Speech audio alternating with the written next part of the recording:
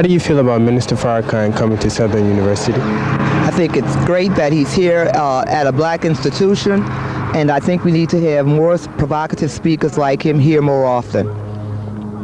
Thank you. Thank you. I'm a student from Tulane University. My home is Chicago, and I'm glad Minister Louis Farrakhan is here. So I welcome him. I'm very glad that he's here. New Orleans needs a strong speaker. We just need some motivation here. I'm very excited, and I'm really glad that he's coming to our black university here at Southern. And you? Fine. My daughter attends here, and I think the world of him. Wish he had more like him. I think it's about time he came to Southern University. I mean, anywhere you go, I welcome the brother. It's an enlightenment. It's well needed. I wish that there were more people in our community speaking out on issues like Minister Farrakhan. I admire him a great deal, and I have nothing but respect for Minister Farrakhan and the Nation of Islam because they're making a lot of positive changes in the black community. I'm honored that he's coming to New Orleans, where a city that desperately needs somebody to uplift the condition of the people that's down there. So what he's doing is a great service, not only to the black people, but to the city of New Orleans.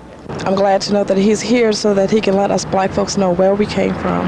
And I am glad to know that, Southern University would have someone like Minister Farrakhan to come to New Orleans to speak to us, And a lot of us black people should be here to really listen to what he has to say. I think it's nice that Minister Farrakhan will be coming to Southern University and pass the message on dealing with higher education. It's a message that I think needs to get across to a lot of brothers and sisters. I think it's beautiful. That's what we need in New Orleans. I mean, this is a positive black man teaching nothing but truth, and he's doing so much for our people. He should be in New Orleans and every other city that has a lot of blacks in it. Okay. I support him 100%. I think this is a great thing that he's doing, coming here to the college campuses because black colleges are so important. It's great that we can have a man of his stature to come and interact with our students. I think he has a point of view that many of us believe in. And I think our students should have national renowned speakers coming in to talk with them and interacting with them. I think that's a part of their education. It's always important for the young students to get a positive view. A lot of times society forces thoughts on our minds, and sometimes we need to hear a true side, and that's what we're getting today. We need a leader today. We need somebody who's going to stand up today. And so, Brother Brian, please bring Brother Brian up with a nice round of applause so he may do the introduction of the Honorable Louis Farrakhan. Assalamu alaikum. Give that black man another round of applause. All praises is due to Allah. This is the hour we've been waiting for.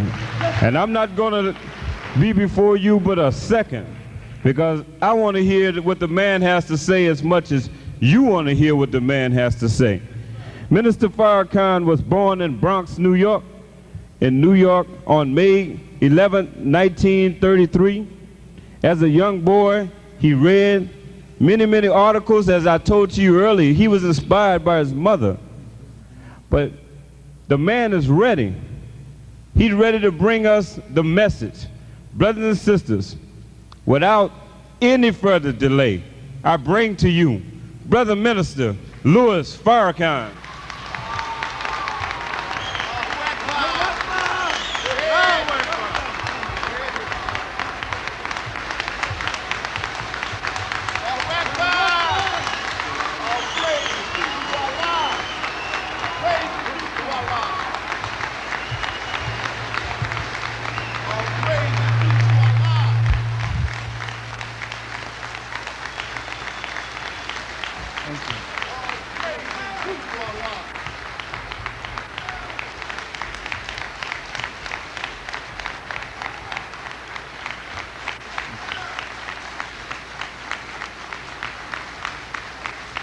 Thank you.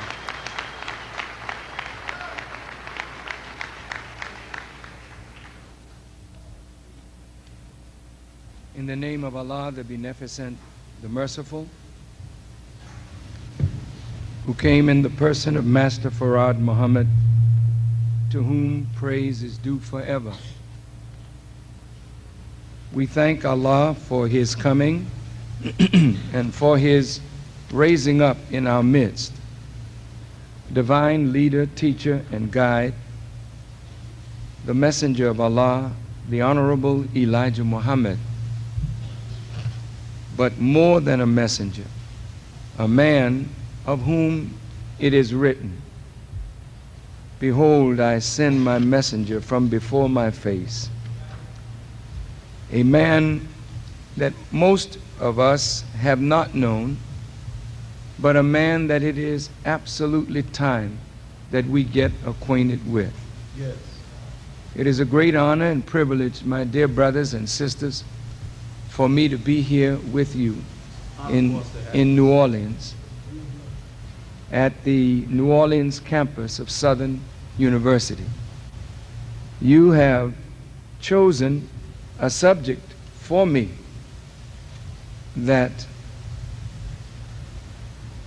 is not a difficult subject. We probably could say it in just a few minutes, but I would consider that cheating, because you really want an explanation of the destruction of black universities.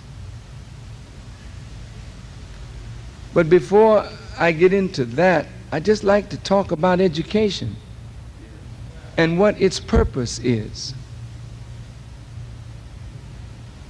The Honorable Elijah Muhammad said to us that education is the torchlight of civilization. We can't have civilization without knowledge, wisdom, understanding, culture, refinement, and the pursuit of happiness. The greater the knowledge of a people, the greater their potential to build great civilization. The weaker the knowledge, the weaker the civilization based on that knowledge. The strongest of civilized nations has always been those nations that built their civilization not on the theories of so-called scholars, but built their civilization on the absolute knowledge revealed by God Himself, the best knower. When we think of great civilizations, no one can look at Israel, not modern Israel, but ancient Israel, and say that they didn't build a great civilization, but their civilization was built on a knowledge that came directly from a revelation from God to Israel through Moses.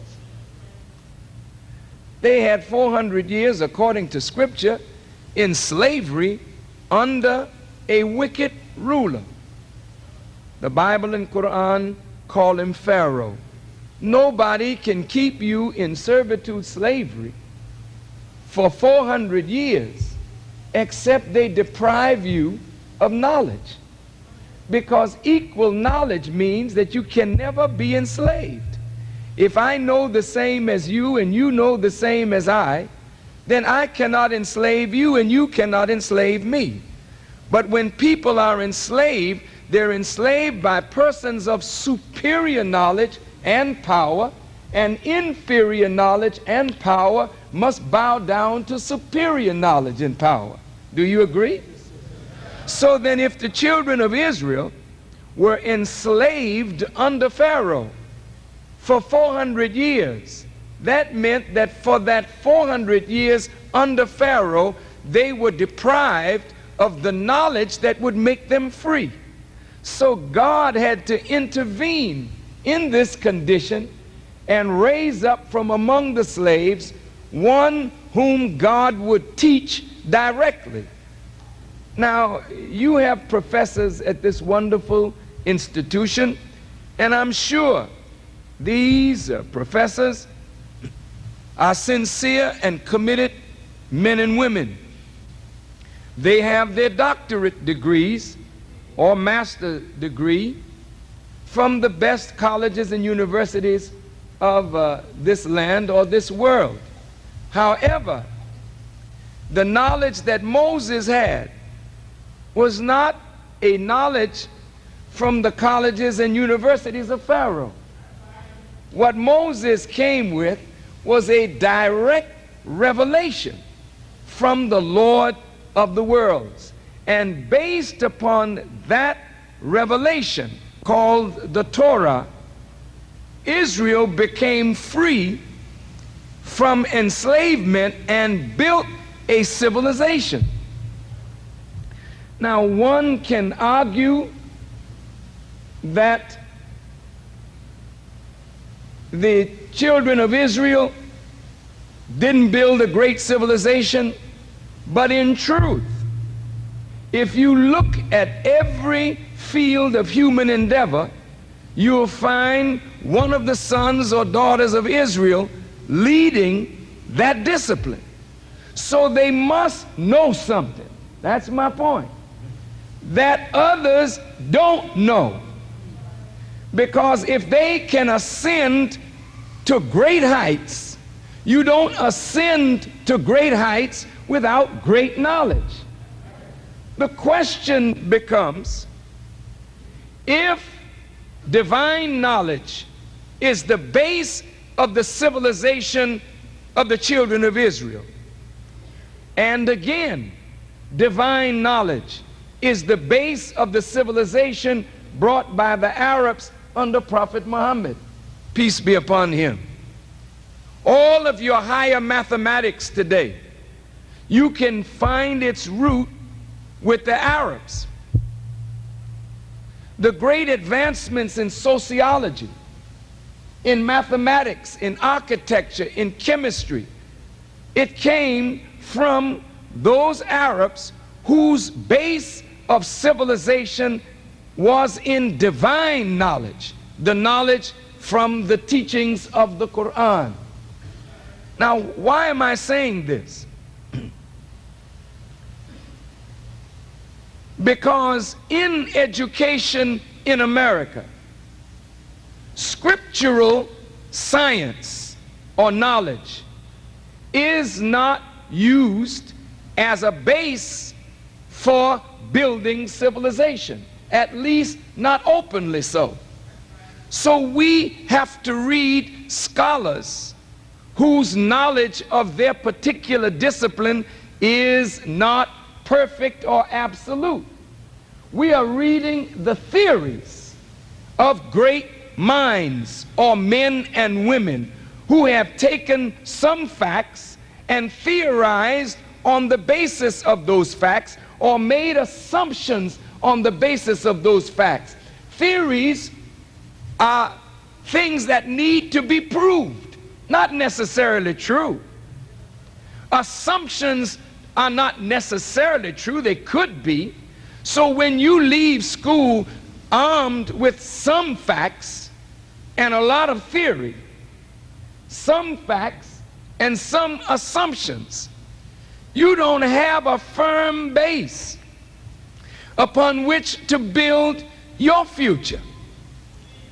So when we talk about the destruction of black universities, first of all, you have never had a black university.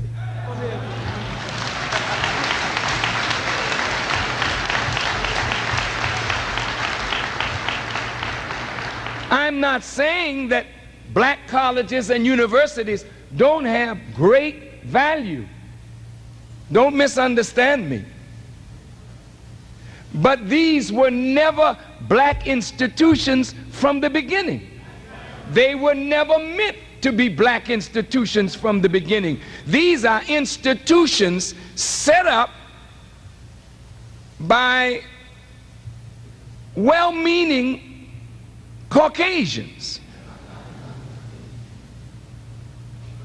And they are peopled by black students and black professors. And so you could think you're in a black university. But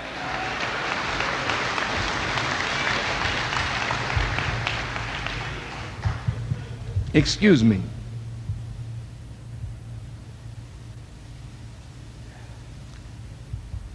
Brother.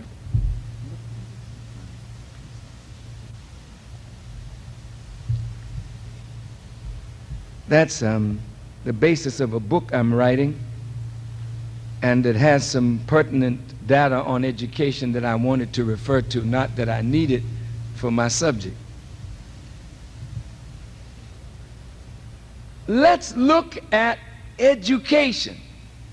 If education is the torchlight of civilization, and education in America is on the decline, is it not?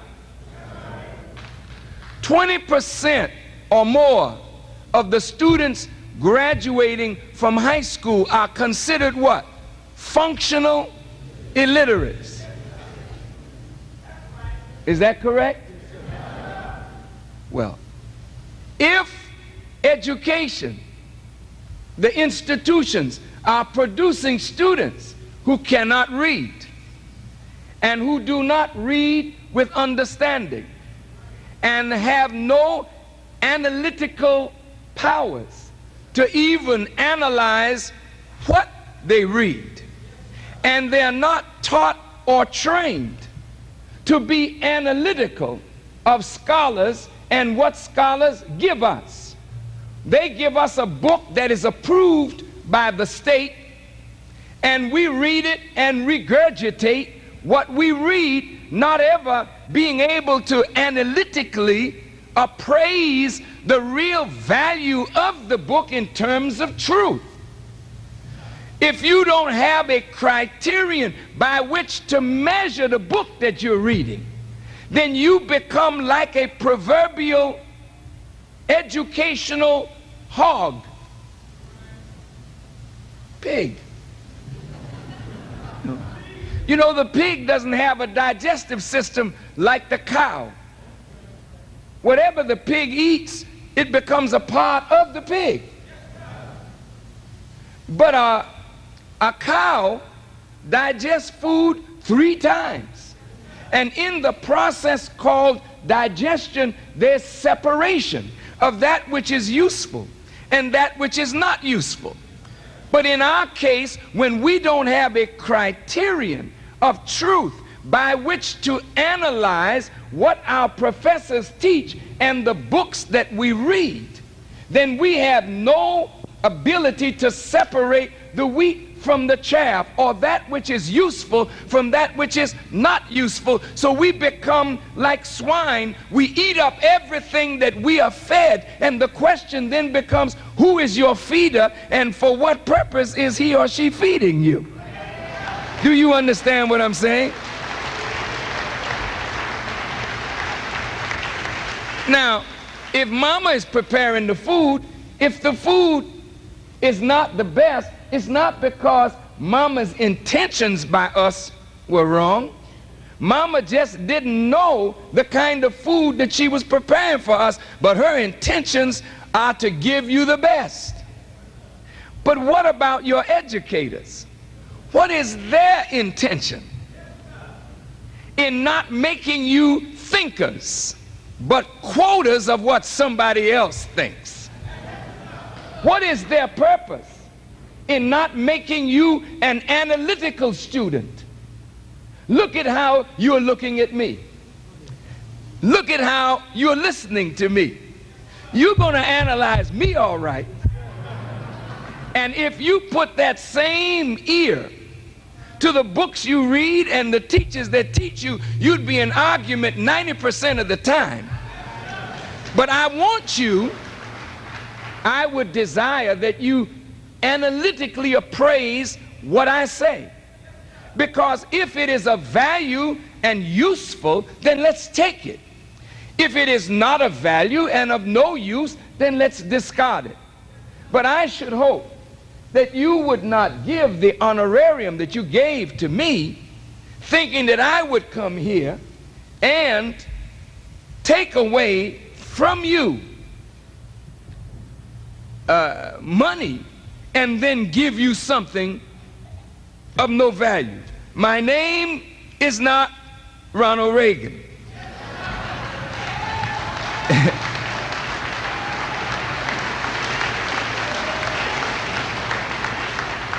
He actually commands tremendous honoraria, but leaves the students as empty as he finds them. I don't think that will be the case with Brother Farrakhan.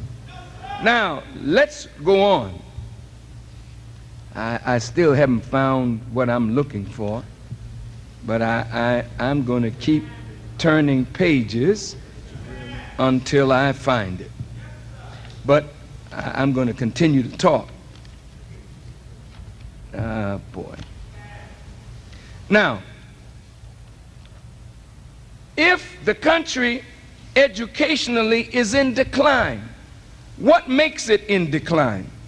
The graph that I'm looking for is a graph that deals with science and mathematics. I don't care what you study, psychology, history, social studies, all civilization is built on science. And the most pure of all science is mathematics. Now, if you don't know mathematics, then you are not the builder of civilization.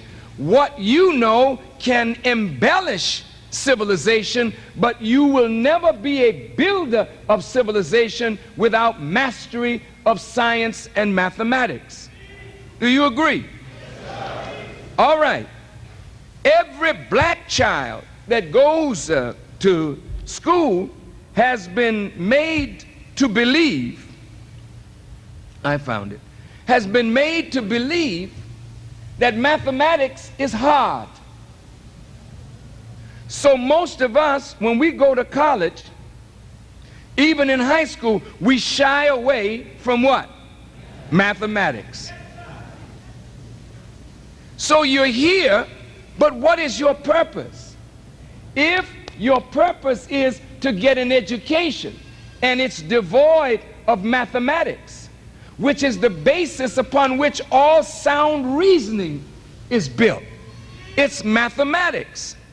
When you learn geometry and the theorems in geometry, if side angle side of triangle A is equal to side angle side of triangle B, then triangle A and B are said to be congruent.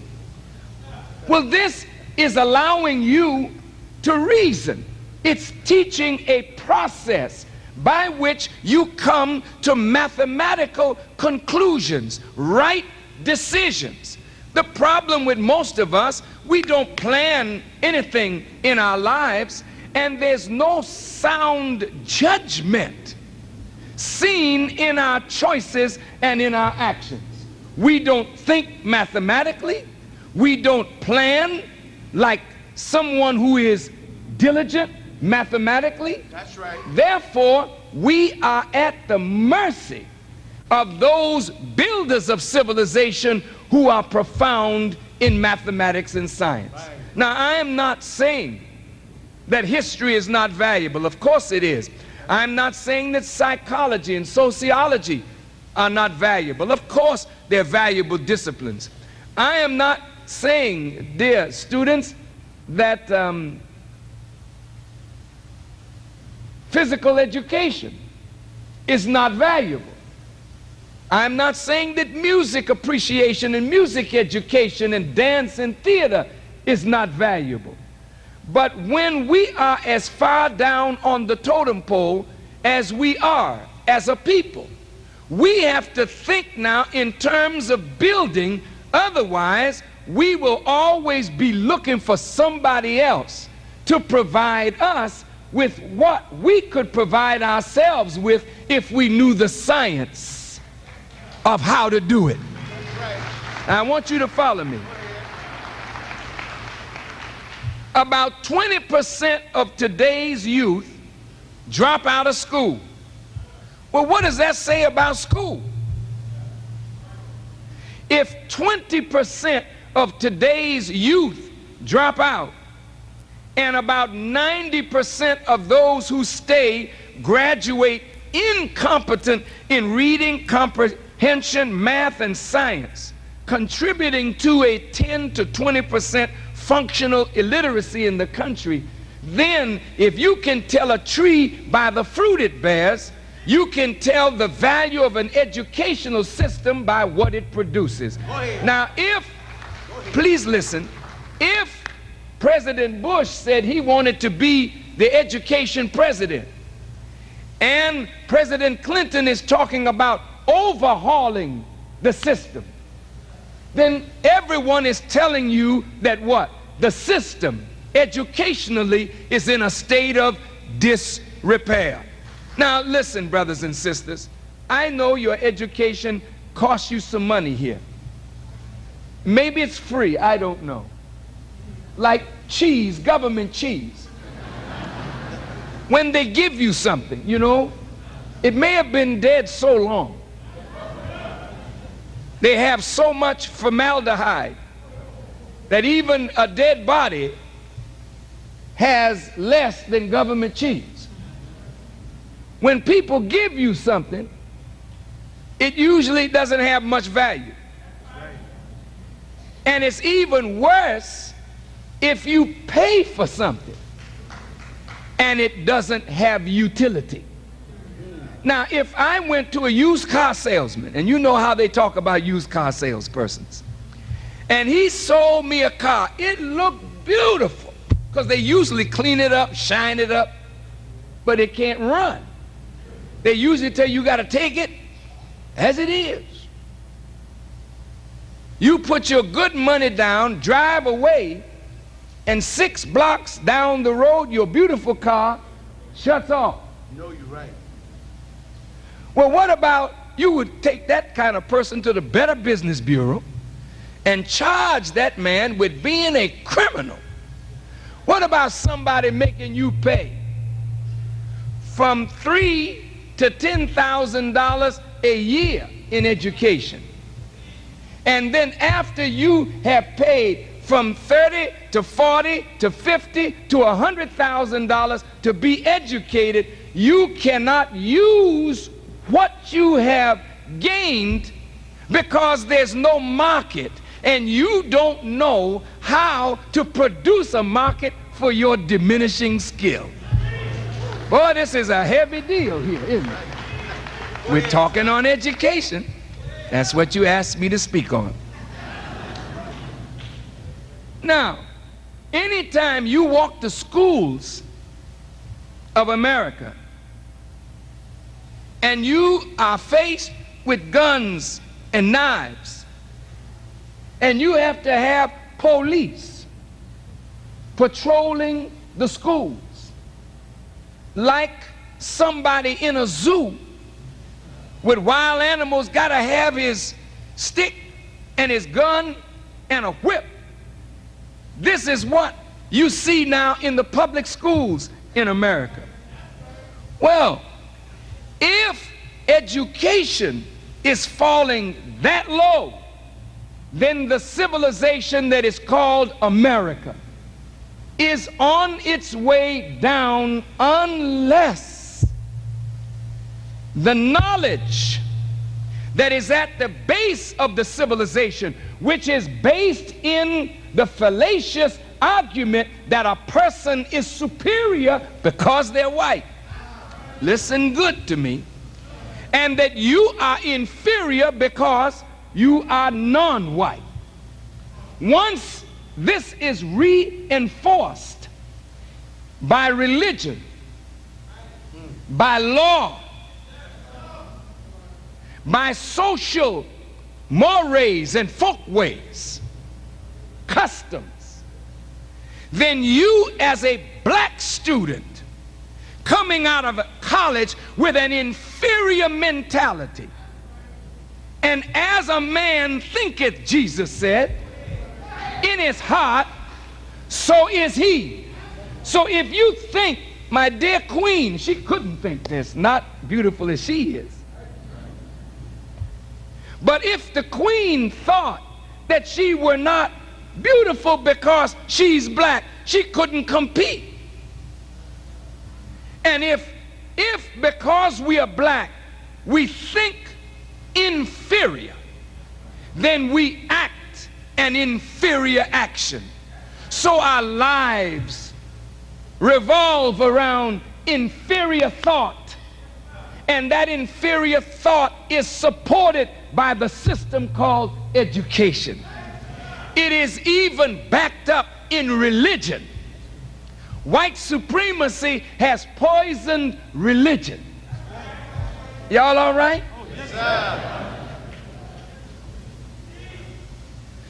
You mean to say that there were no black prophets? They all were white? Jesus' mother was an Egyptian woman? Huh? And Egypt is Africa? And he is Caucasian? I have no problem with Jesus being a Caucasian, you know. But we're not dealing with color here. When you're looking at wisdom or knowledge, this is just a vessel. It can be a beautiful black vessel with no knowledge. Ignorant black vessel. Well, I can't handle that. And it could be a white vessel. Ignorant. Hey, it's the same thing.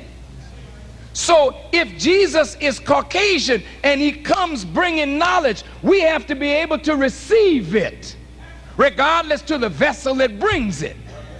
But the problem we have is that white folk in this society have not wanted black folk to see any value in themselves, so all of a sudden black giants become white historically.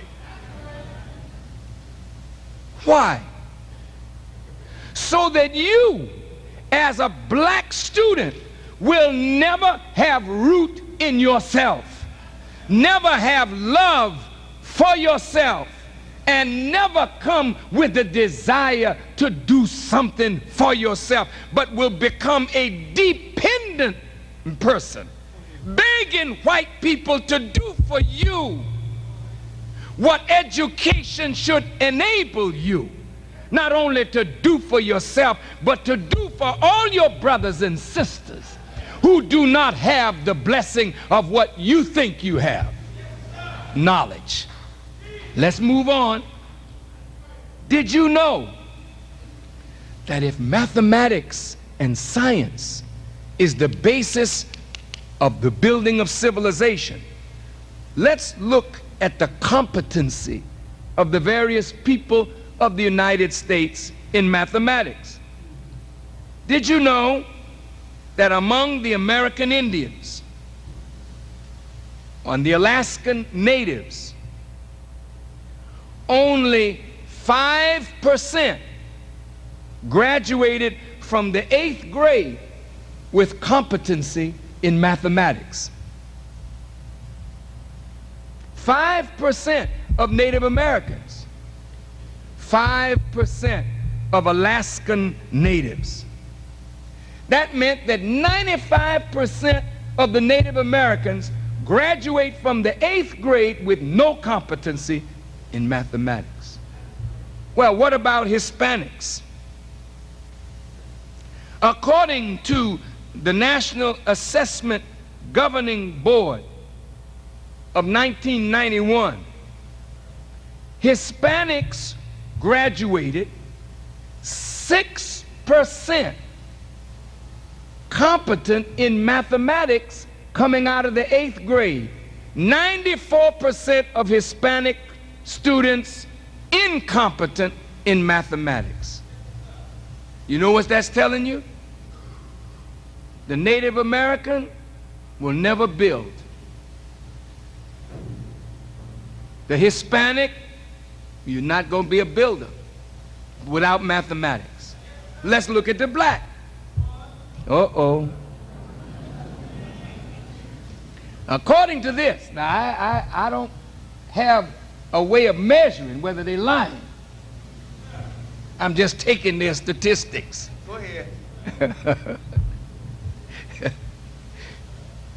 According to this, 4% of black students graduate from the 8th grade with competency in mathematics.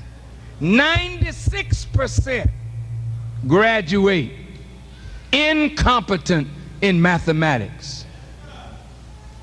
You're going to be a builder? Well, maybe you'll improve by the time you get to high school. But let's look at white folks.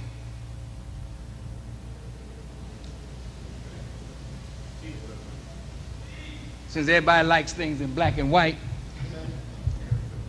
let's deal with it. According to this, only 22% of white students graduate from the 8th grade competent in mathematics. 78% of the white students leave the 8th grade incompetent in mathematics. Guess who are the highest? The Asian students. 39% of the Asian students graduate the 8th grade competent in mathematics. 61% of their students graduate incompetent. Let's look at high school now. All right. They have no data on the competency of the American Indian and the Alaska Native coming out of high school. I don't understand that. Maybe they don't make it.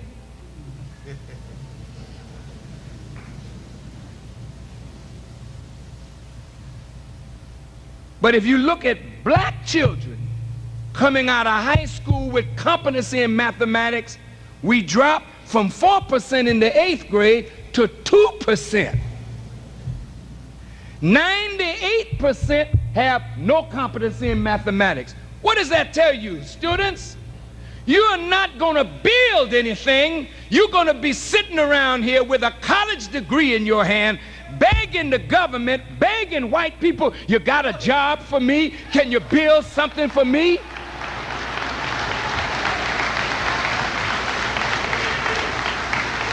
Brothers and sisters, we will never be respected until we become as productive as other people.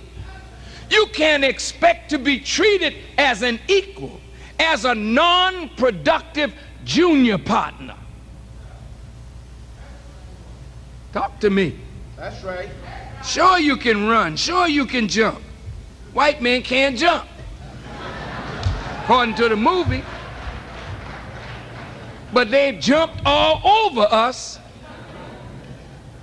While you dunking and slam dunking, they slam dunking you. You can't win slam dunking. You win through the acquisition of knowledge, and it must be the right knowledge.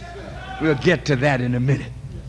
Now, Hispanics come out of high school 6% competent, 94% incompetent. Whites, their level dropped down. 19% graduate from high school competent in mathematics, 81% incompetent. This is white people. Here the Asians are. Graduating 34% of those that graduate from high school competent in mathematics. Only 66% incompetent, which tells you what? That the future civilization will be in the hands of the Asians, whether they're in Asia or right inside America. The whites, the blacks, the Hispanic are losing ground daily, hourly, and the Asians are picking up ground by the hour, by the day, by the minute. So can you blame them if the Koreans have stores all over our neighborhood, providing us with goods and services that we should have been providing for ourselves? Can we blame the Arabs or other racial or ethnic merchants who are in the black community, taking money out of our community to build their communities, not respecting us? Can we say we are worthy of respect when we don't provide our own goods and services, but somebody else has to come in our community and set up the supermarkets, the restaurants, the hotels, the motels, and whatever we need? We don't graduate from these universities with the skill or the knowledge or even the will to do something to help ourselves. Brothers and sisters, since education is the torchlight of civilization, and this is what American education is declining to, then America is falling and falling fast. And no slick-talking politician can make the facts go away that unemployment is everywhere, and those in the business world, in the corporate world, are leaving America, exporting manufacturing jobs to Mexico and other third world nations, leaving the inner cities with no factories, no jobs, and we are not being trained to produce jobs for ourselves. So now that we talk about the general condition of education, let's be specific and come to the black college and universities. As I mentioned earlier, my dear students, most black colleges were set up by benevolent white people who wanted to give you an education that would make you a better tool of service. Wait. I'm sorry. If their intentions were other than that, the product of their institutions would prove it. But you are not being educated today to be a tool of service for yourself and your suffering people. You are being educated to be a tool of service for the world that has rejected you. Talk to me. Practically all black institutions were set up by white religious people. Let's look at it. Well, if you don't get any justice in the religion, how will you get any justice in a religious-based school? Talk to me. You had to go and be a black Baptist because white Baptists didn't want you in their white Baptist church. Talk to me. Yet Jesus Christ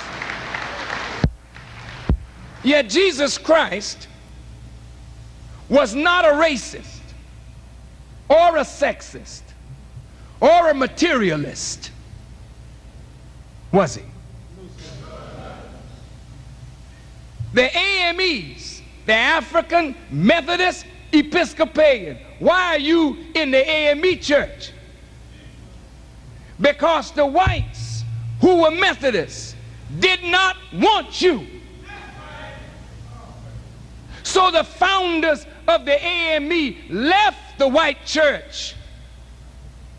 Why is there a movement now among black Catholics to make religion reflect our culture?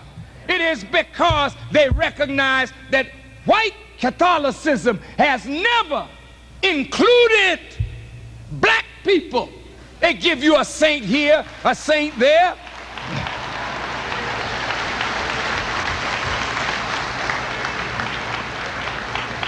I'm not against religion. I'm against wicked motivation under the guise of religion. Y'all all right? Yes, sir. Okay. So when these religious schools were set up, they were set up to train you with the idea of religion at the root. All of you are Christian, but you are non-productive. You can't say claim Jesus and be non-productive. Jesus was a producer. Hello. Anytime a man could take 5 loaves of bread and 2 little fish and feed 5,000, he knew how to multiply what he had and take care of the many. You come out of here with a training that does not allow you to multiply what you think you know, that you can even feed your own little family, much less 5,000. Jesus, a producer. We come out of Christian schools a non-productive group of people in the name of Jesus. Howard University was set up by Caucasians. That's right. And, you know, oh, we like our Negroes. We want to educate our Negroes. But 3 things in the Congress that they said they would never teach black students at Howard University. Number 1, the science of warfare. Because in a world like this, you can't build without preparation for the enemy of what you build. So the science of warfare goes hand in hand with protection of whatever you construct. You have to protect it. Science of warfare. The science of business. Oh, you get little business administration courses in here. And really, brothers and sisters, I'm sorry, Professor, but that's a joke. It's a joke.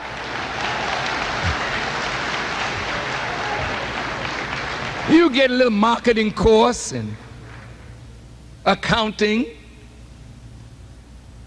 and you think you're graduating with a degree in business administration, and you can't administrate your house.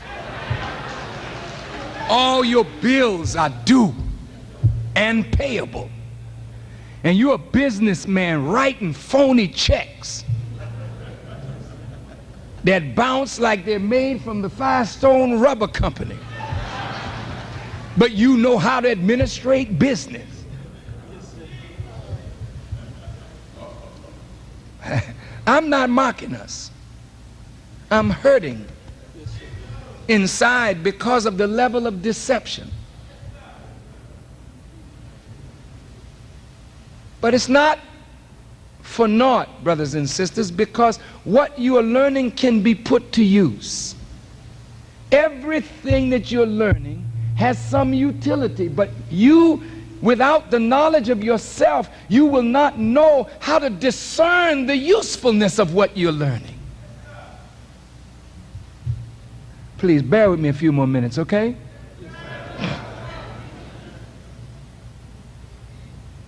Now, if we were not to learn the science of warfare, the science of business, it's clear we haven't learned it. Because if we had learned it, we would have produced some, wouldn't we? Come on. And if we had learned the science of warfare, we would not be making war on ourselves. We would not be burning down our own neighborhood. Poor, pitiful, angry people.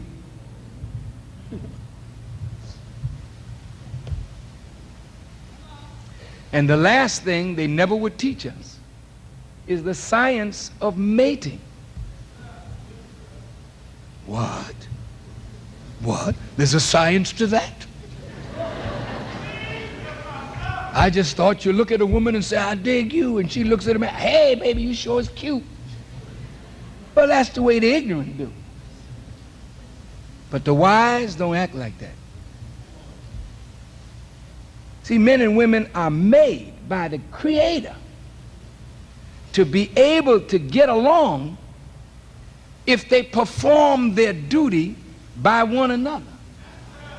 Love grows on the basis of duty. I don't care how cute a man is. You can't take that to the supermarket. And if he's cute, but he doesn't have a job and doesn't know how to create one, after a while you get sick of that cuteness. Talk to me.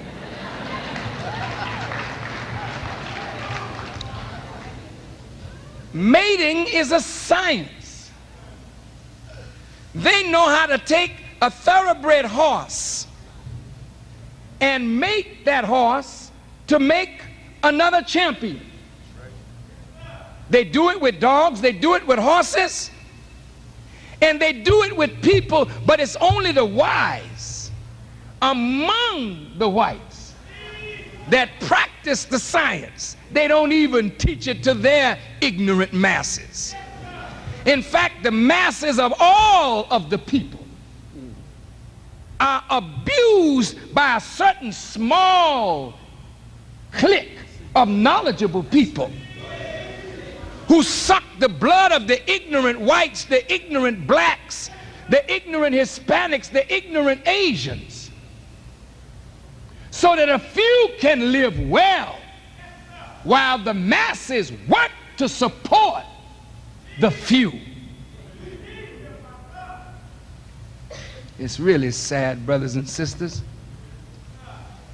and it hurts to have to point out to your brothers and sisters who really take great pride in their knowledge that we may not know as much as we thought.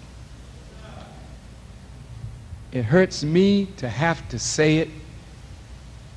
It hurts some to have to hear it. But I don't say it to show myself as being somebody smart and you somewhat less. I say it out of love for us and hurt that our future is slipping away from us. Our destiny is being destroyed by our ignorance. Not white people, but our ignorance. And if we could conquer and remove the veil of ignorance, there is no power in the heavens above or in the earth beneath that can stop us from achieving what the Creator desires for us to achieve. We have to take the responsibility for our future into our own hands. So since these schools were not set up to teach you to be productive, and what is the proof? Look how many doctorate degrees we get each year, how many master degrees, how many Bachelor of Science degrees and Bachelor of Arts degrees that we get every year, and look at what we've done with those degrees. Go into any city in America where black folk predominate and see who is providing the goods and services. No, you're right. So if education is not preparing us to provide for ourselves, then that education is woefully lacking. Do you agree? Yes, sir.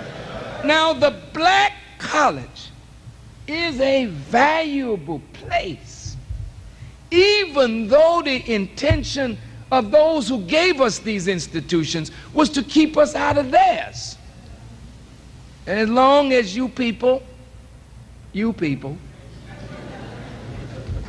will go to Southern University and stay there and leave our fine white campuses alone, we'll tolerate our Negroes getting a little education. If it were not for the black colleges and universities, most of us would not have what we have today.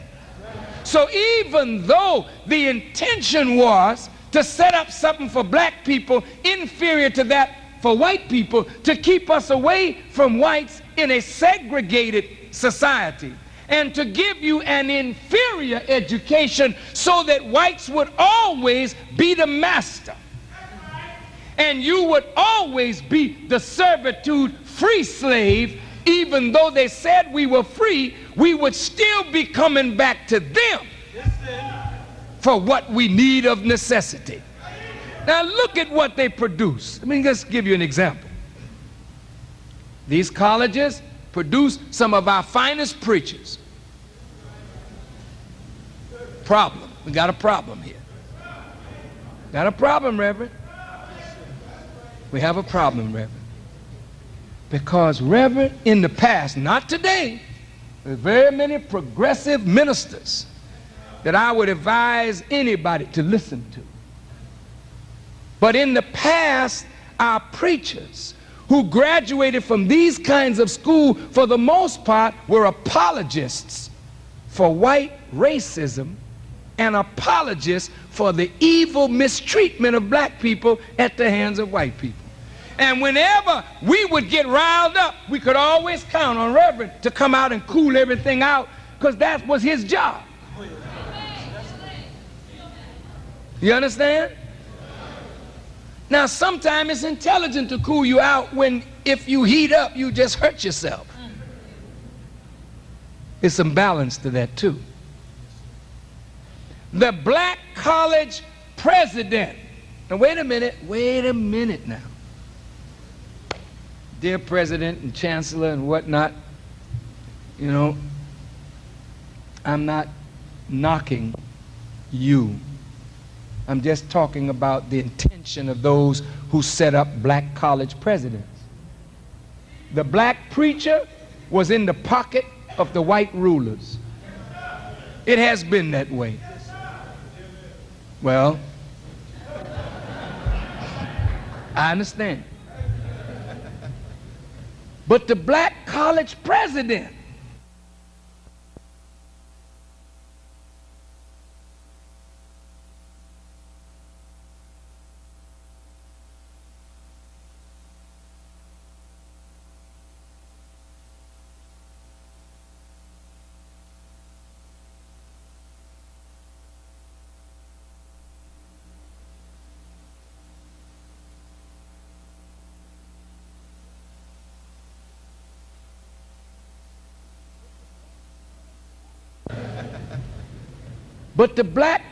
president, he was to be that same kind of instrument. He would be a person who to you would always be class and refinement. My dear students, we are so glad to have you here at this great institution of learning, that in 4 years you may matriculate and be a great use to your people. But then you see him going to the state capitol with his hat in his hand. We need a dormitory. We need a gymnasium. We need, yes.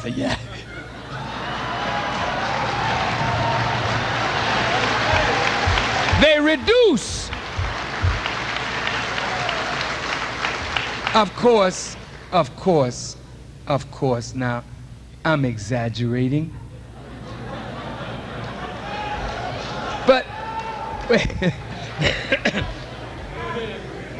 But, you know, Cinderella was the only one. Cinderella was the only one who could wear those shoes. So whoever the shoe fits must be the Cinderella we're talking about. But it hurts me to see black giants in education forced to be little sycophants and weak-kneed persons going to state capitals begging for a building that is constructed so inferior and always constructed, but hardly any black contractors used. No black builders used. So the money that your tax dollars pay is reapportioned to you, but it gives you no real benefit. Oh, I'm getting to him, brother.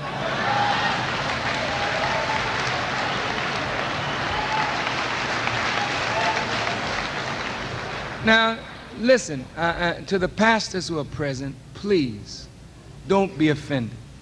Yes. To the educators that are present, please don't be offended. Because to me, the pastor is the greatest instrument for the liberation of our people, as he could be the greatest detriment to that liberation. With just a little turn, that man and the church could lead the way to the total liberation of our people.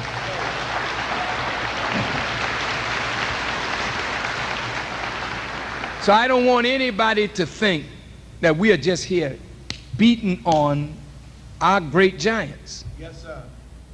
Because they're being used in a negative way does not mean that they can't be turned in a positive direction.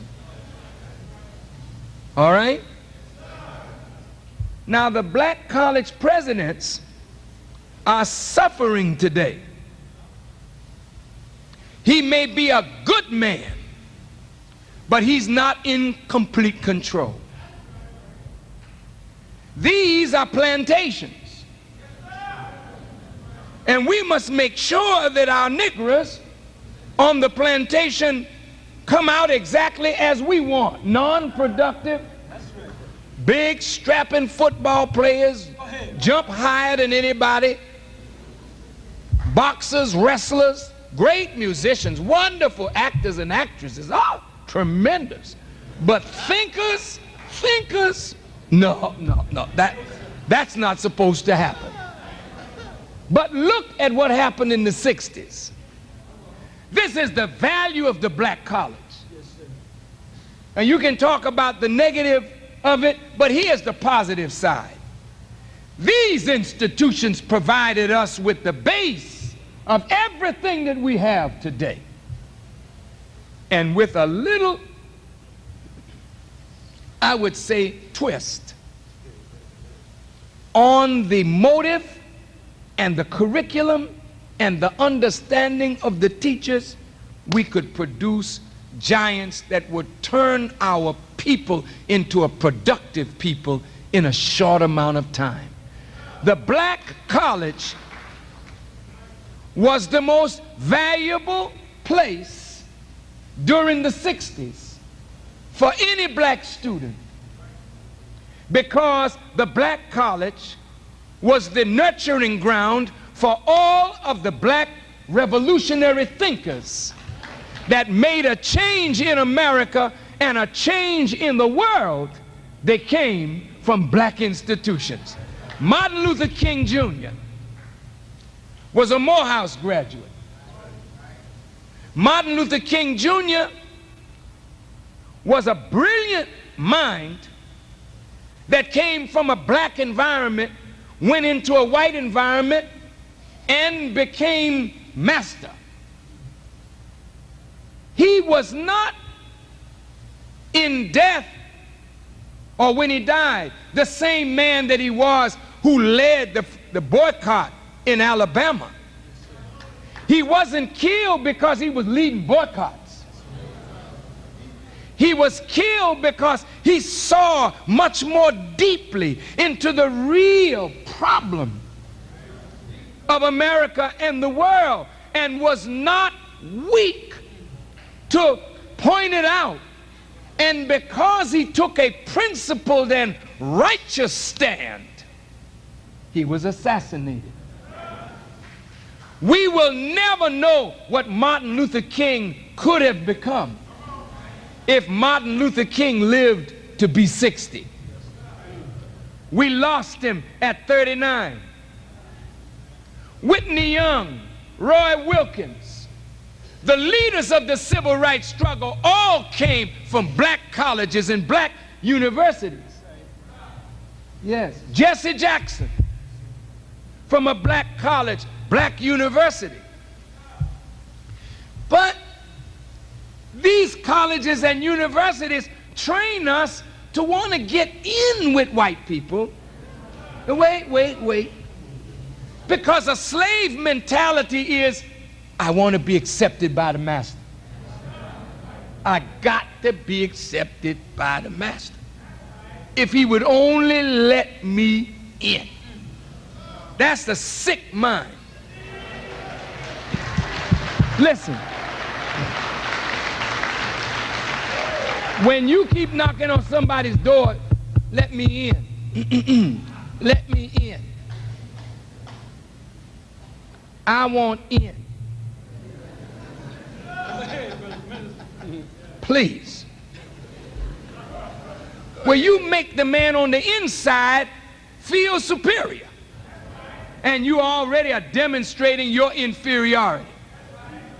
When a child disobeys the father, and the father tells the son, okay, son, you want to be your own man? Get on out.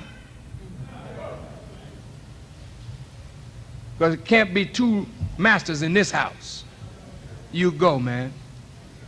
When you come back and knock on the door, say, Daddy, Daddy, Daddy, will you let me in? He say, on these terms.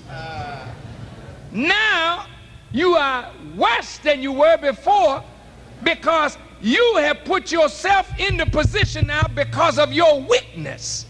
Father says, only way you come back in here, son, is you recognize me as the head of this house. When I tell you get in here at 10 o'clock, then I don't expect nothing from you. Do you understand? And when I tell you to clean up your room and do what I ask you to do, I don't want no back talking. Do you understand? Yes, sir, yes, sir, yes, sir, yes, sir. All right, come on in. Well, when white folks say, black folk, you're free, they're telling you, you're free to go. Listen. Well, hell, if I'm free to go, where am I going? That's a heck of a question, isn't it? No more plantation. Go. Free. Wait a minute. Free? I never learned how to do for myself. Free? Where am I going? Where did I come from? I don't know. I can't. Wait. What are you doing to me? Then we go right back. Hey, massa. Look, I don't know nothing about freedom. Could you let me in? He said, well, I need a worker. But you got to work for this. You got to get paid now. Before I didn't give you nothing. But now I'm going to give you 2 cents for a bale, a cotton. Boy, this is hard. And you sleep over there. And here's some clothes for you. Well, you put yourself in that position. Because you didn't know how to go for yourself. Any good parent trains a child to leave your house, not keep living on mama, living on daddy. There comes a time when every child got to leave and say thank you. You good night? Yes, sir.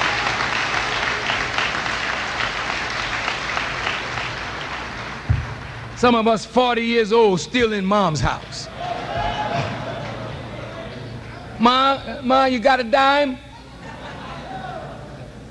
I mean, that's a hell of a condition for a grown man or woman to be in. And I'm saying you make white folks feel superior by your inferior actions. You feed white supremacy by your manifest inferior thinking. Let me in. And if you don't, I'll get a picket sign. That's what I'll do. I'll show you. Give me that picket sign. Whites are racist. They won't hire me. See? This is a racist. Go ahead.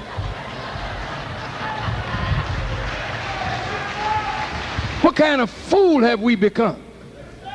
If you have the intelligence, why don't you set up one? I ain't got no money. That's why I ain't set up none. But if you don't have to have money if you got sense.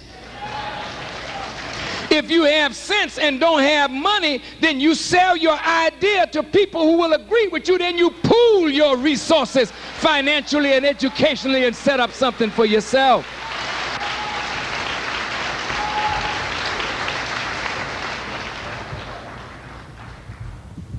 Brothers and sisters, our black preachers, our black college presidents, and our black politicians have always in the past been persons who really look good to us, but in the halls of power really count for very little. We want to change this, don't we? Yes. We have brilliant college presidents, we have brilliant preachers, we have brilliant politicians, and we have a brilliant people. But we need a better education. So I would like to close this talk by saying that the destruction of the black university is by design. Because in the 60s it was places like Southern and Jackson State, is that what it's called? And Grambling.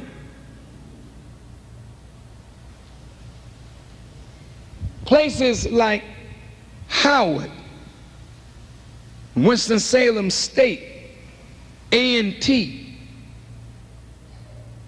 Tuskegee, where we had a chance to be together with each other, to look at television and talk about the political events as they impacted on our lives, and leaders began to emerge from that black experience. And when white folks saw that leaders were coming up out of this experience, which was not designed to produce the kind of leaders that were coming up in the 60s, then they decided it was time to do something with the black institutions. They no longer can remain black. We have to integrate. So, now you have to have white teachers, you have to have white students, and de-emphasize your blackness. This is no longer a black institution, this is Southern University. So when we de-emphasize your blackness and that which you suffer as a result of your cultural and life experience as a black person, then we can talk to you about education, but it will be a watered down thing.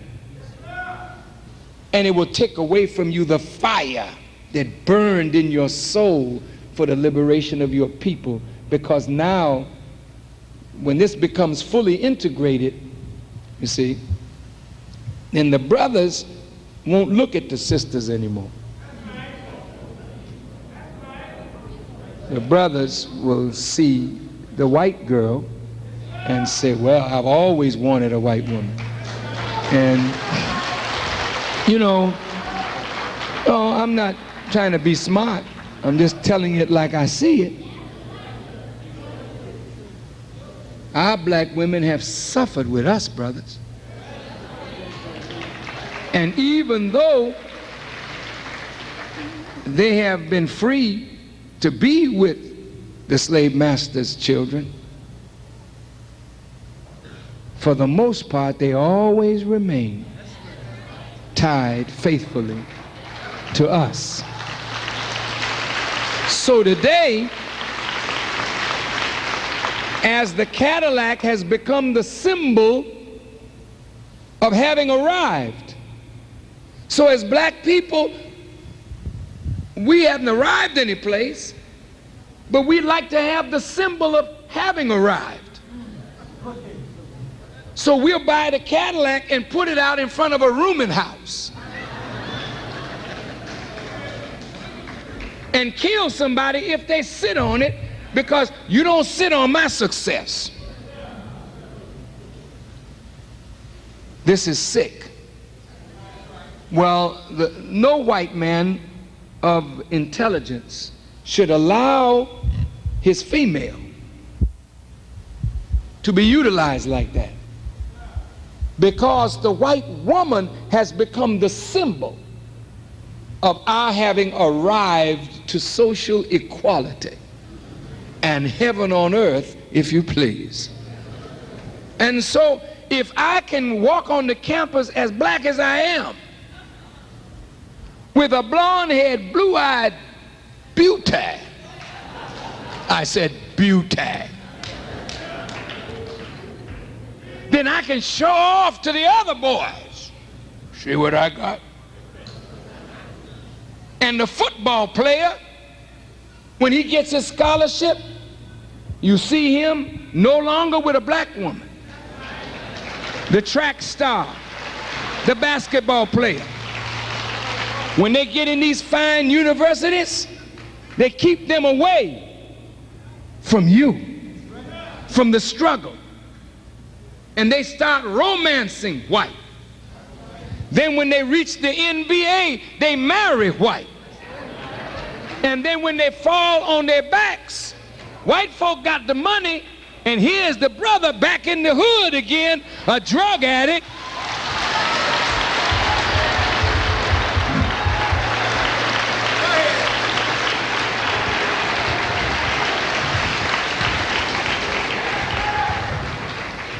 Well, let's look at some solutions. Let's look at some solutions. It's all not bad. I love the black institution.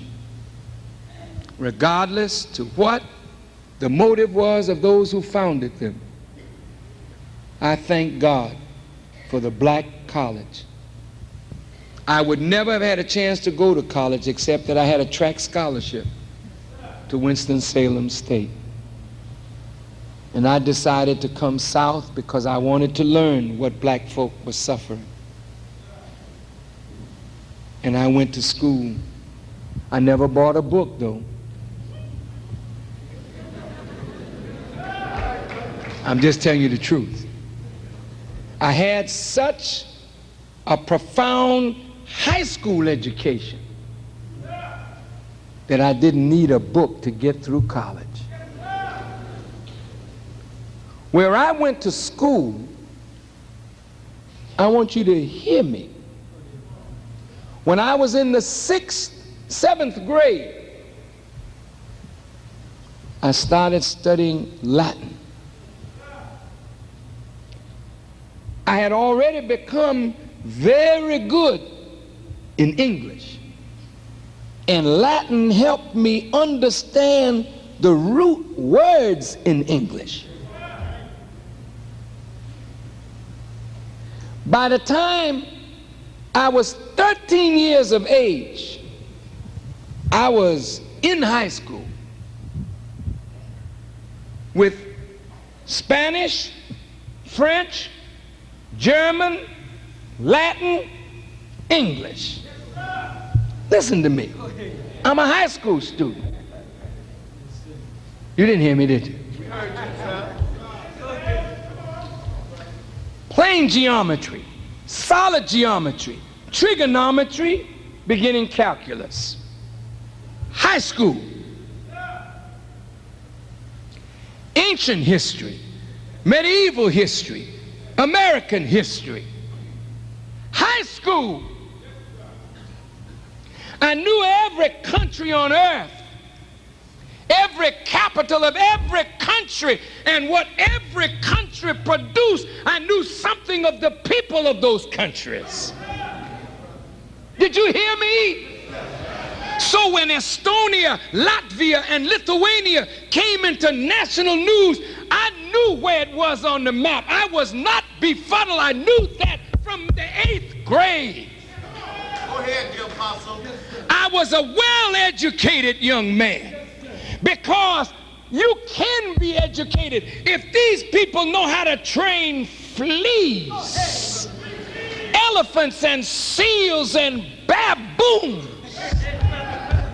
You mean to tell me they don't know how to make you something more than what they've made you?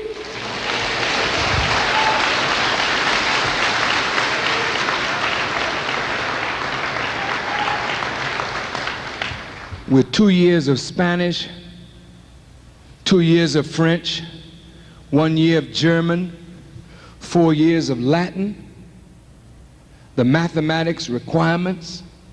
I was already a track athlete, a musician. When I came here to school, it was like going back to kindergarten again. I'm not belittling, I'm only saying the truth. So I didn't have to buy a book. I just sat in class and listened to the professor. And when I wanted an A, I got it. When I didn't want it, which was most of the time, I would just pass. We got to do this thing better. In the black college where I went, segregation was the rule of the day. Young girls come out of the country, fine-looking girls. These professors had no morals. Sorry about that, pro. What kind of education do we have if it doesn't cultivate moral correctness? There is no education without morality. There is no education if you don't build character. There is no education if you don't find principles more valuable than profit. But I saw professors who would romance the young girls and give them high marks for their sexual activities. Well, who in the hell were they going to teach when they fornicated their way through school? And we couldn't teach in no white school. They were coming out to teach black children in a segregated environment. But who gives a damn about what black people learn? And it's the same way in 1993.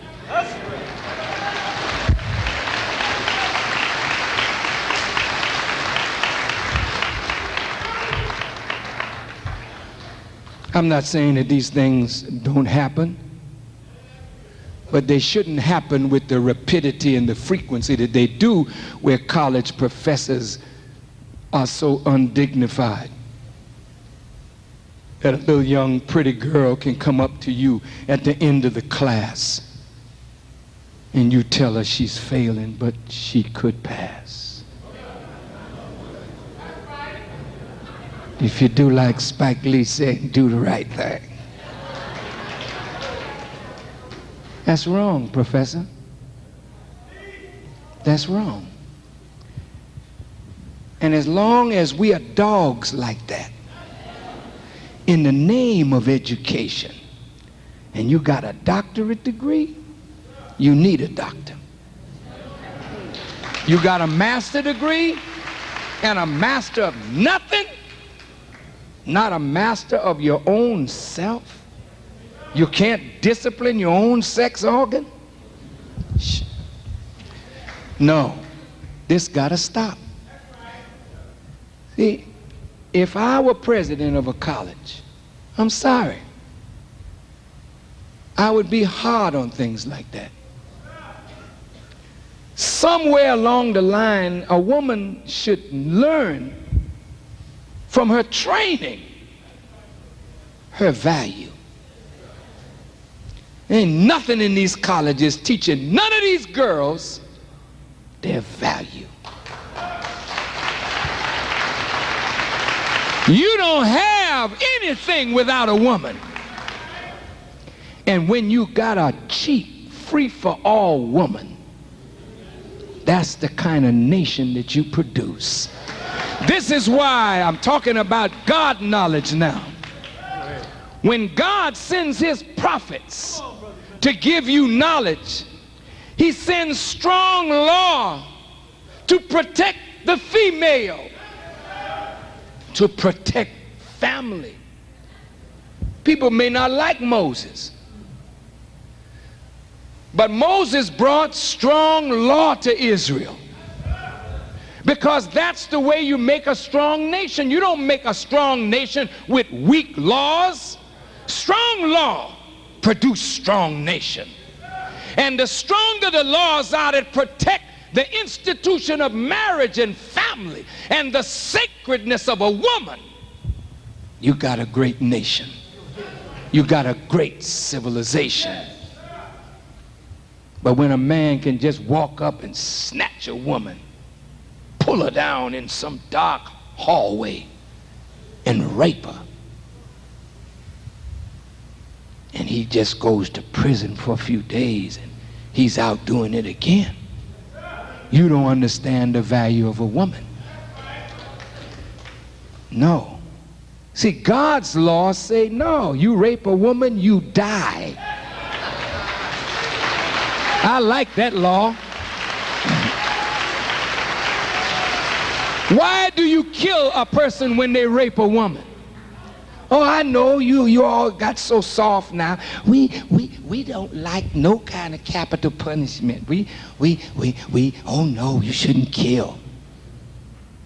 Liars. How the hell did we get in this condition?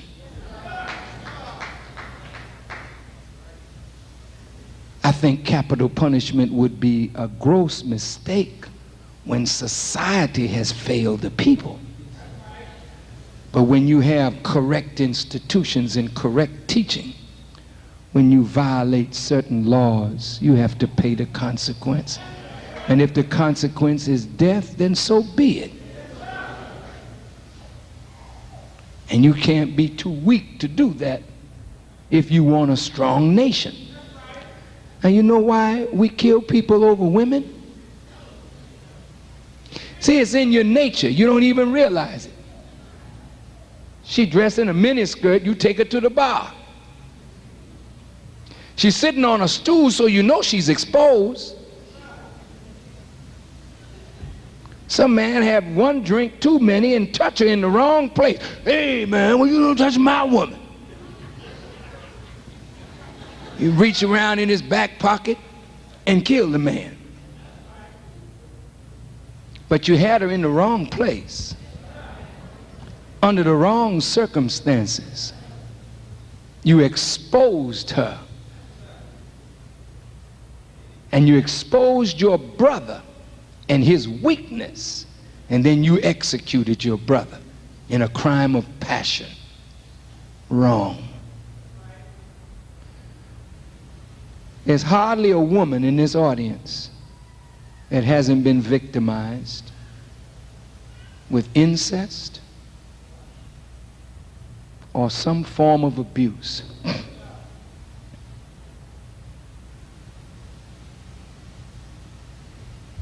When a father takes off his own daughter,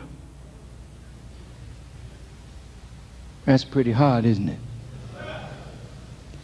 How does a daughter whose inclination and love is for the father, that father is the first man in her life, she adores her daddy.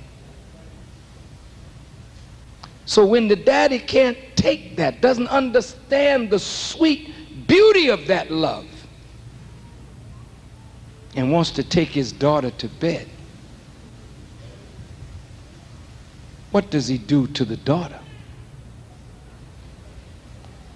And what does it cause the daughter not to be able to do for any man after that point? Nothing in the schools teach the nature of the female, the nature of the male, and why there are certain courses that you can be taught similarly, but the method of teaching a woman and the method of teaching a man is not the same. You don't even consider that. Education is messed up. You mind my going on with this a minute? The woman in this audience, the female, first of all, if she were taught properly, she would know that her value, as Solomon put it in the Bible, a virtuous woman is more valuable than silver and gold. Here they got a movie out, Indecent Proposal. Is that the name of it? Where a man asks another man, what's it called? Indecent Proposal. A man asks another man, can I sleep with your wife for $1 million? Attractive offer, ain't it? To a fool. To a fool. See, a man couldn't even ask me that. He couldn't ask me. There'd be so many consequences just for the question.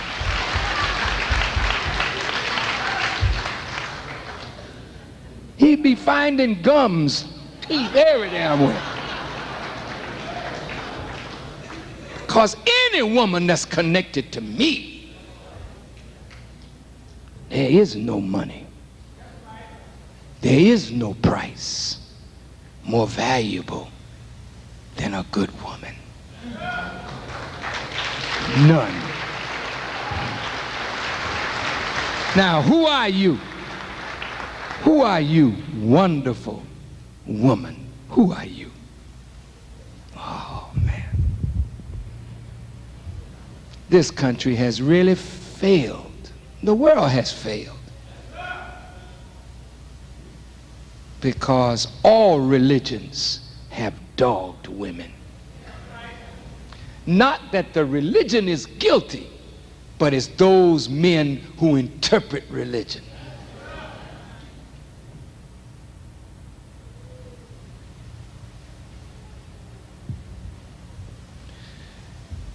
You know, the Quran, many of you are not familiar with the Quran, but the Quran is a magnificent book. A magnificent book.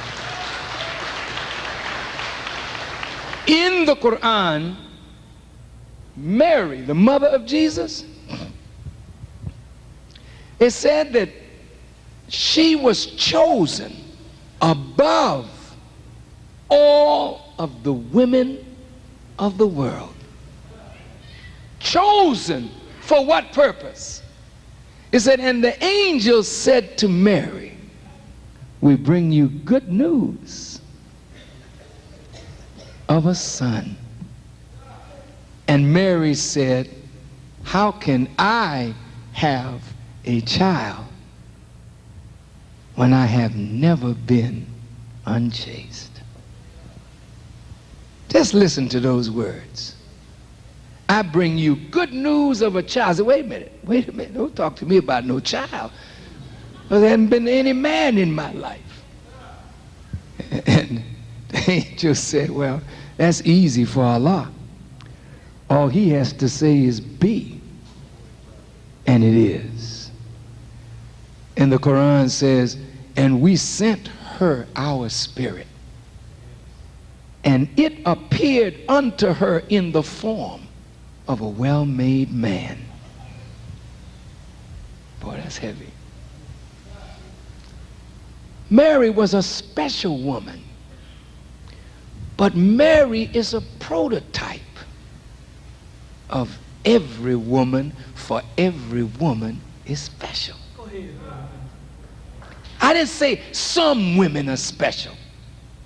I said every woman is special. You're not special because of your hair. You're not special because of your beautiful features. You're special because of the nature in which God created you. He created you to be his partner. Come on. co-creator with him in producing human life and giving it the impetus, the direction, the shaping and fashioning that would be pleasing to God. That's you, mother. That's you, female. When you receive the seed of a man, he did his job. If he's any kind of man, he watches over you with such care because he knows new life is coming. More care when you're pregnant than any other time because you now are fashioning new life. Most of our women bring these children forth and they have a disinclination to the father because she didn't like the man because of the way the man treated her, and she put that right in the child. Go ahead, brother. You can make a devil from your womb, or you can make a Jesus Christ from your womb. It's your womb, and you got two wombs. Man got one, you got two. You got this womb, which is that precious sacred place where new possibilities are constantly emerging. And you got this womb. If darkness covers this womb, God save what's coming from this womb. But if you are an enlightened woman, then you will produce children after your own enlightenment. And that's why to deprive women of knowledge is to deprive a nation of knowledge. You're very special. But nothing in the American educational system makes you know your specialness so that you will preserve and protect what makes you special. You don't know as a woman how to protect the very thing that makes you a woman. Go ahead, dear apostle. Man, this is really something. See, when a father takes off a daughter, or a rapist takes from a woman what a woman does not wish to give, it's worse than sickening. Actually, that person has sentenced that woman to the death of her essence. The nature of the female is to comfort, console, grant quiet and peace of mind to the man who earns that by his duty to her. Look at you, sister. You can be a professor, you can be a lawyer, a teacher, doctor, politician, but that don't really give you the joy, joy, joy. The real joy comes in those interpersonal relationships with a man and then producing an offspring that will make you proud and the world a better place in which to live. You're very, very special. And when you are raped, that essence to give consolation and comfort to a man. They'll say, well, what is a man? What do you mean consolation? What do you think I am? You need to study yourself. Just be quiet. I know you didn't hear this before. You want to fight me on this, but just be quiet a minute. Study yourself. When you fall in love with a man, what do you want to do? Talk to me. I just love him. I just love him. Is that all? How do you want to treat him when you love him? Come on. You want what you say? Somebody says something. Take care of him. That don't mean provide for him. That don't mean go work for him. That means when he comes home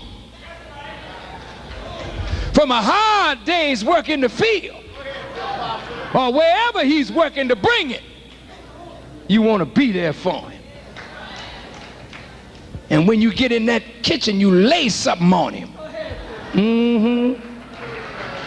And you make yourself look real pretty for him.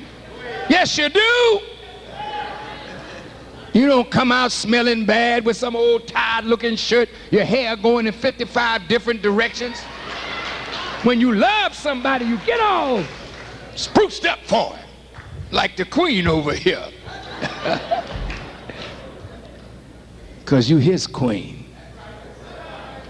And he's like your king. And he does for you in submission to you. And you do for him. It's a beautiful two-way street. And when you got that kind of love and that kind of feeling, you bring from the depth of your being what you didn't even know was there for the man that you love. And when you're hurt, like a flower closes up, that essence just gets a hard shell over it. So the next man in your life, he got a hell of a road to hoe, brother. Yes, what do you want? I heard that before. And you may never open again. Because the first time you open it so much, you just give everything of yourself. And when the man doesn't understand what that is and destroys it, that's like killing you in the essence of yourself. So you never give like that again. Many of you are just like, you're almost cold inside. And when you meet a man, it's like a business relationship, you know.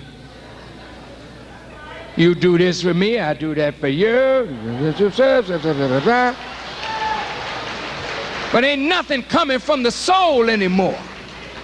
Because my soul is gone cold now by the way I've been treated by the men in my life. And I'll never be that kind of fool again. Ooh, boy. And we are the loser. And the children are the losers. Because now we've produced the coldest generation that we've ever produced in our history. Our children are cold, and they're brutal, and they're violent. And you and I are the tree that produced that fruit. And you know what? We became more violent. Now listen to me, sisters, please. I know I'm going to get in trouble, but I got to say the truth. Since Roe versus Wade, no, hear me, just hear me. Since Roe versus Wade, when abortion became legal, when you had the legal right to kill what was in the womb, the generations produced got worse and worse and worse. And if you go to all of the penal institutions today, they're filled with young people who have committed the most brutal and heinous crimes almost in history. And if you read your Bible, the Bible teaches you that this kind of thing would happen. It's a sign of the end times. You understand? I'm almost finished. I'm almost finished. Brothers and sisters, there's so much to talk about when you deal with education. It's a wonderful subject. You can never exhaust it in 2 hours, you know? But at least we made a start today. But sisters, look, the whole way the society is structured economically is the destruction of the family. If 2 people have to work to make ends meet, you're destroying something. Because if the mother has a child, listen to me carefully now, is there any milk better for the baby than your milk? Come on, mother. Can any formula made in a factory equal the formula made by God from your breast? There is none. So when you have to go back to work to make ends meet, you cannot properly nurse your child and bond your child to you, where you give it feelings. But you have to take your child off your breast and give it a plastic bottle with a synthetic formula and put a teddy bear in its crib and warehouse your child in a daycare center.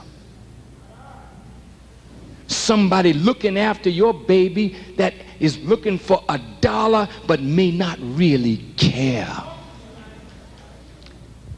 And then you wonder why your children are growing colder and colder and colder with no human compassion, because they've never been bonded to a human being. They're bonded to a bottle, plastic. They're bonded to a teddy bear, whatever that is. They're bonded to a daycare center and these little toys and gadgets and things. Then they're bonded to the TV. And last, they're bonded to the street. So when you want to talk to your child, you got to talk now through the street, because the street got more influence over your children than you as a mother and father. The street has more influence than the school. The street has more influence than the church. So church, school, and home, the basic institutions for nurturing values in the child, they're all weak and ineffective. We're being systematically destroyed. I will be 60 years of age in the next 10 days or so. Now,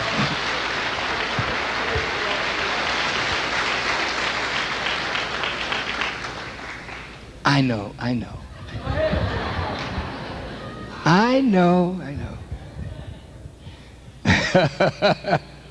You can look like this too. Yeah. You don't have to be old at 60. It's the way you live. You're made to last a long time. You destroy yourself by living counter to the best foods and thoughts and drinks. You learn it. I hope you learn it quick, because we're dying fast. And we're burying our young people at an alarming rate. But I said that to say that when I was coming along in school, boys had a separate school and girls had a separate school after the primary grades. In kindergarten we were together, maybe first and second grade or third grade we were together. And when we got to the fourth grade, grammar school, they had a boys' grammar and a girls' grammar school. And there were certain subjects that we both learned, but then there were subjects that the female was taught, that the male was not taught. And what were those subjects? It dealt with home economics. Every child, a female child that graduated, had to know how to cook. She had to know something about sewing. She had to know home economics. Why? Why, sisters? Because ultimately, when you get married, you're going to do what? Make a home. And I don't care what your profession is, if you don't know how to make a home, then your profession is going to fail, because all the violence and the madness that's taking place in the house, you bring it to your job and it ruins your ability to function successfully on your job. It's home first. Your home is what you got to make. Now look at this. For economic reasons, you don't cook anymore. So Sarah Lee cooks. Betty Crocker bakes. Oscar Myers cooks. You understand? You don't need that anymore. So highly processed foods is what you're eating and what you're feeding your children. And you wonder why 40 years ago grandma lived a harder life than you, but she never died of cancer. But here you are with all your knowledge. Cancer of the breast, cancer of the ovaries, cancer of the lungs, cancer of the throat. Go ahead, keep going. Half the clothes they sell you today, hardly a yard of fabric. Not some of them things I see. If you sneeze, you're naked. And they're going to charge you $250 for a little skirt that hardly wrap around you. Cheap material. Don't let it get wet. Please. When my wife was growing up, she learned how to sew. So my daughters, when they came in the world, we didn't have a lot of money, but my wife knew. She just went on downtown, bought beautiful fabric, got a pattern, put it on the machine. My daughter had beautiful dresses to wear. And my wife, she could dress, buy the beautiful material, make a fine garment that covered her. Because she was fine, too fine. I didn't want my fine wife be out here parading her finery, so I'd have to kill my brother for looking at my wife.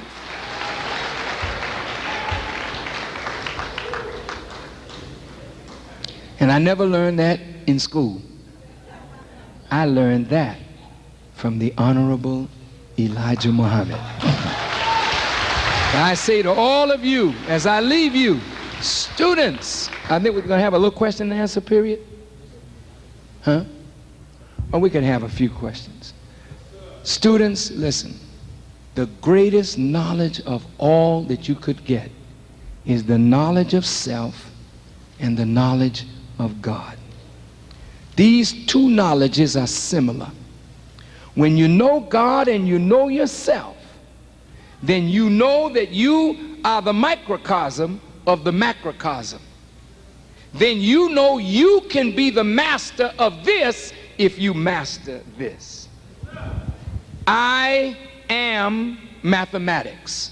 Notice how I said that. I, Louis Farrakhan, am, exist as a mathematical creation. Are you mathematics? When that doctor puts the stethoscope on your heart, what is he listening for? Rhythm. Skip the beat. Oh, got a problem here. Mathematics. Pulse. Mathematics. It takes the blood 500 seconds, 8 minutes and 20 seconds to circulate from the heel to the head, back to the heel again. Mathematics. If you take out all the veins and the arteries and you look at how many feet they are, it's all mathematics. The whole operation of your 9 systems is mathematics. Did you know you are a universe within yourself? Talk to me.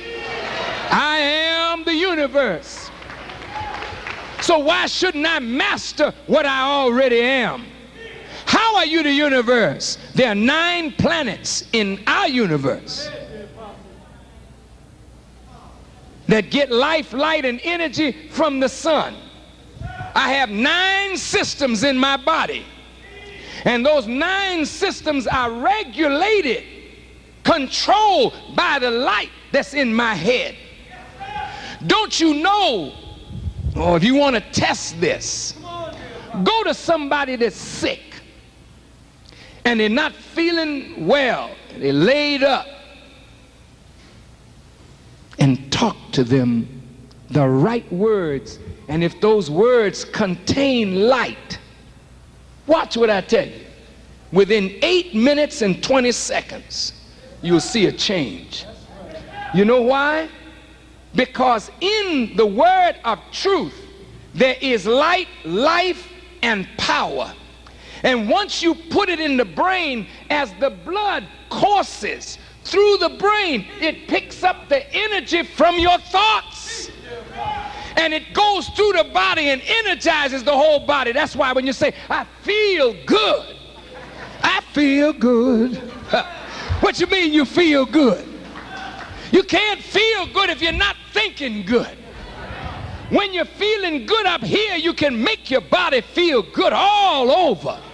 But when you got a depressed state of mind, then the body feels listless. As a man thinketh, so is he.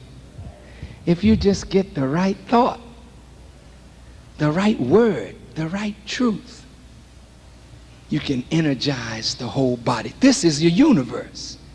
You know what? They say there's a lot of secrets in outer space that they got to discover. Let me tell you, the most underdeveloped and undiscovered part of the human being is the brain. This is a world. You don't see with the eye. You see with the mind. You don't hear with just the ear. You hear with the mind. How do you lay down sometimes and see things and places that you've never been before, and then go there and say, I've been here before? How did you get that?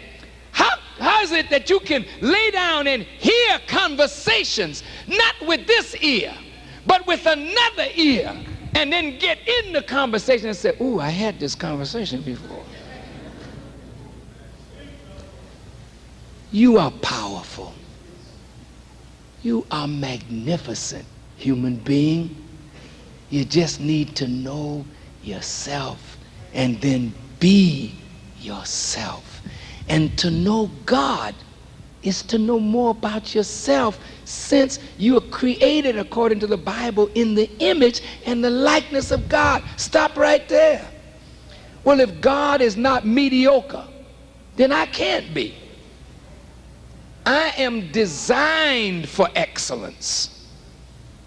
I am mathematics. I am history. Do you know that you are past, present, and future tense all at the same time? How? In your genetic makeup, isn't there a coding that has come down to you from your ancient forefathers? Then you are the past.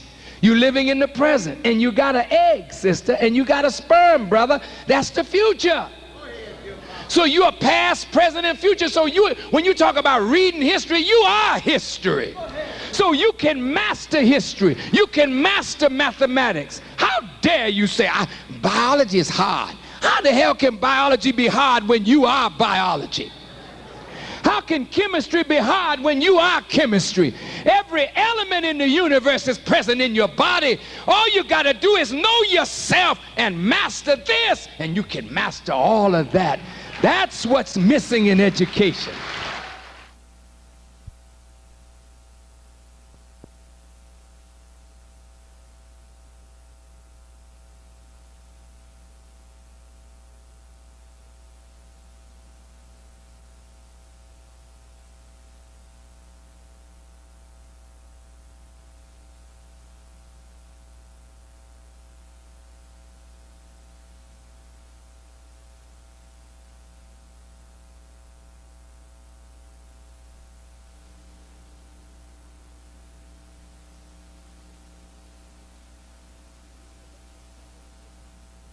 Every element in the universe is present in your body. All you got to do is know yourself and master this, and you can master all of that. That's what's missing in education. So I thank you so much for giving me this time, and I thank the students for having invited me. And now I'll take a few minutes and answer your questions as I greet you in peace. Assalamu alaikum. This is the only mic that they have, so we have to put this mic down on the floor. Okay.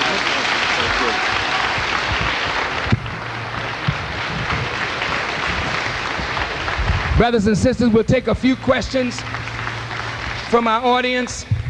If you just be quiet for just a minute and be respectful of those who would like to ask a question, Brothers and sisters, if you'd like to ask a question, I don't say we'll be able to answer all, but we'll answer as many as we can. If you will come to the microphone, please, we will try to answer your question. Thank you. Good afternoon, Minister. And Good afternoon, my sister. I would like to know, how do you feel about the new verdict on the Rodney King? Yes. Her question is, how do you feel about the verdict in the Rodney King trial? I have always maintained that people make laws. And as long as the people are asleep to injustice, injustice will continue to be visited upon the people. After the first Rodney King trial, the reaction of the people was so devastating. It cost nearly $1 billion or more in property damage and the loss of over 50 lives. They did not want a repeat of that. So what you got in the second trial was a step toward real justice. 2 of those police officers were convicted, 2 were said to be innocent. I don't think that that's total justice, but I do think it is a step in the right direction, and I do believe that the more socially conscious we are, then justice will never be denied us. The more we demand justice, we will get it. Thank you. Yes, sir. Assalamu alaikum. Wa alaikum salam. Brother Farrakhan, since in my opinion and the opinion of a lot of intelligent black people in this country, you are the unofficial Prime Minister of the black nation, has a president, since he is new, ever sought your advice as to the direction of America in general and black people in particular? Thank you very much. No, the president, brother, has not sought my advice or counsel, but I do believe we're living in a new day. President Clinton has come to power on the hopes and aspirations not only of black people, but of an awful lot of white people who are dissatisfied with politics and politicians. He needs good counsel and he needs good advice. The country is in bad shape, and we believe as Muslims that we have something to offer. You know, during the campaign, they would poll from 12 to maybe 2,400 persons, and from that tell you how millions of people were going to vote.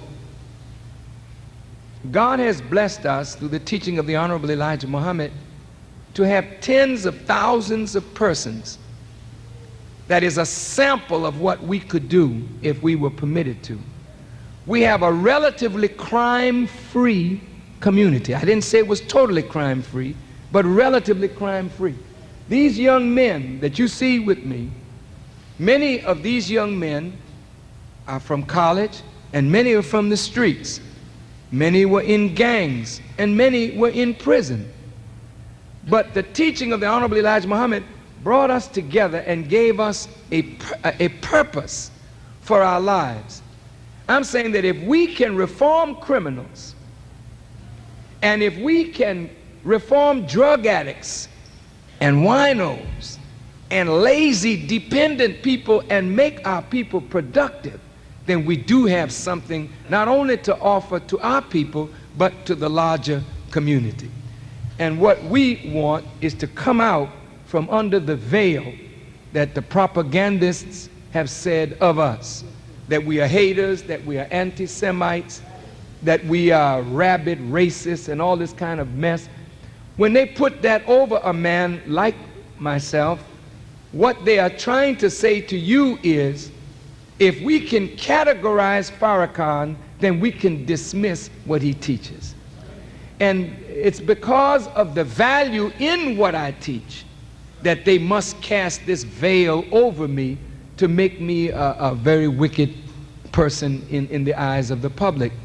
But as the public hears me more and more, they begin to say, wait a minute, something is wrong here. So, to answer your question in a sentence, overtures have been made. And I believe that if they're followed through, we will be able to offer some constructive help to the government of the United States for use for our people. There's much that I could say on that question, but I think I'll leave it at that for now. Okay? Thank you for your question.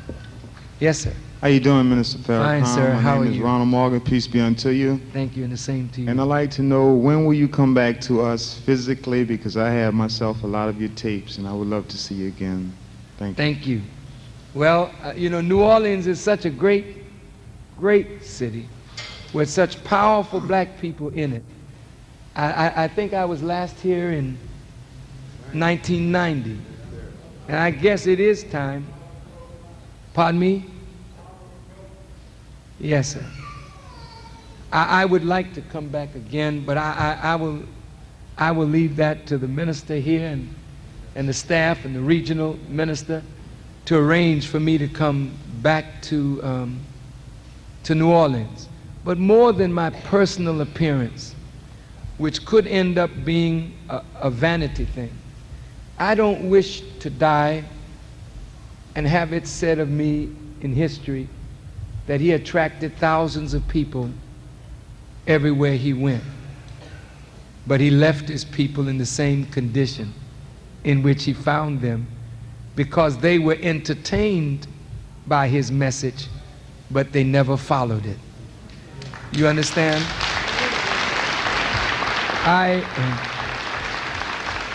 I'm not an entertainer, although I try to tell the truth in an entertaining kind of way so that it doesn't become a boring exercise. And I think every teacher should do that as a professor. You should make your classes interesting and lively and full of spirit so that you produce students that are enthusiastic for learning. And so I will come back by the grace of God, but I don't want you to depend on my physical presence, because one day I shall not physically be with you anymore. But truth will always be with you, and righteous principle will always be with you.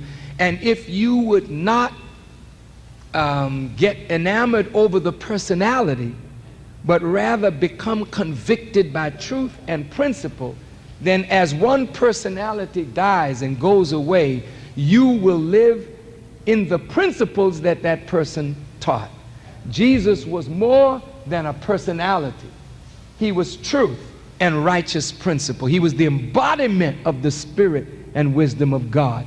When you take the body away, the principle remains, the Spirit remains, the truth remains. So if you become imbued with the truth, the Spirit, the wisdom, the principles, then personalities, you thank God for them, but when they go as they must go, you will never be left in the lurch looking for a leader, because the leader will be coming from within with those principles and teachings.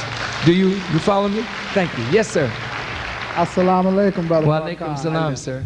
Brother, this is very respectful. This question is aimed to be respectful toward you. I'm not meaning Yes, sir. It's all right, brother. Just go right ahead. But I'd like to know, why do you or most of your followers still carrying these antiquated X's when the Honorable Elijah Muhammad, may the peace and blessings of God be with him, encouraged us to change our names, and that by changing our names, don't you think that would make us a greater people, a greater nation? Thank you very much. I appreciate not only the question, brother, I appreciate the beautiful spirit in which you asked it.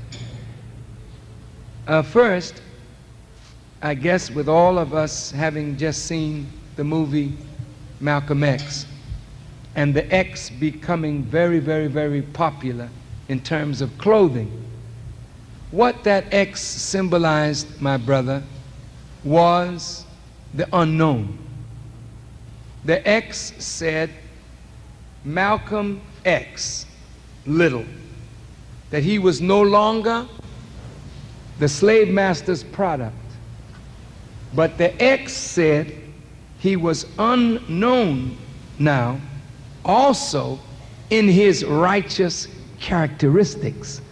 Now you can take on a good name, as you should. They belong to you. All good African names belong to you, and all the names of God belong to you.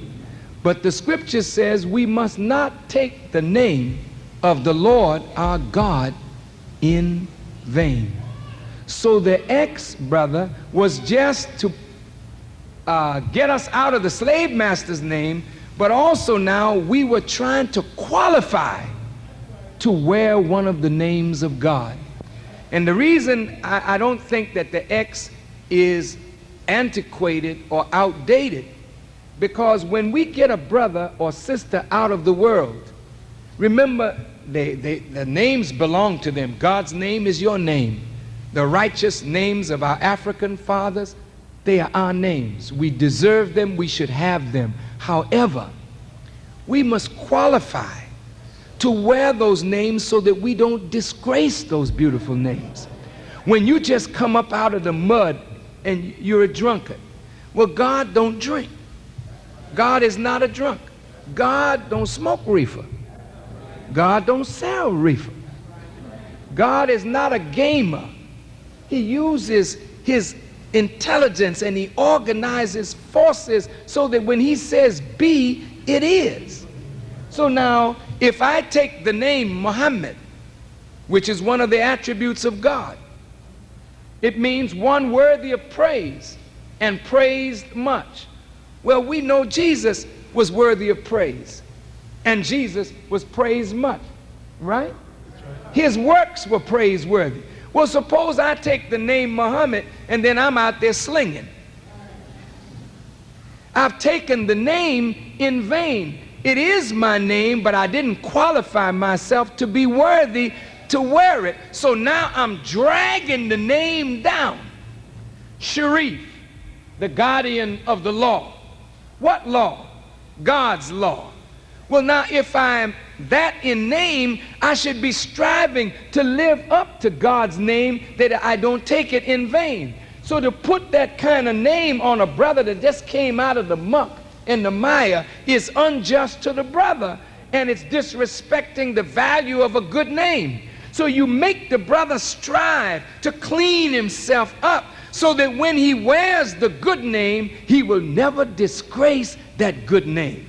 In Asian societies, when you disgrace the family and disgrace the family name, you pay for it by, in some cases, committing hara-kiri or committing suicide. In other societies, when you disgrace your family, you are punished for that. So God in his mercy didn't ask us to take a holy name right away or an African name right away. He gave us that X so we could qualify to wear that good name. So brother, if you have taken one of those beautiful names, which are your names, they belong to you because you belong to the Creator, then try to represent that attribute of God with the dignity and honor of such a good name, that you bring honor to God's name rather than allowing people to drag God's name by our taking the name and then acting the fool with the name. Thank you very much. Yes, ma'am. Assalamu alaikum, brother. Wa alaikum salam. On behalf of the Muslim Student Association on our campus, we'd like to welcome you and we thank you very much for sharing your knowledge with us. We're always thirsty for it. And with leadership as your own and those of other leaders who have taken it upon themselves to help young people develop the strong value base, yes. I think we are on the right path. Thank you. Inshallah. And I just want to share that. It's a very, very personal thing I'm going to share. I saw that in my dream 20 years ago in Baton Rouge, that we will have this setting in a university that I didn't even know anything about. in a setting like this at a Southern University with a large number of African American brothers and sisters.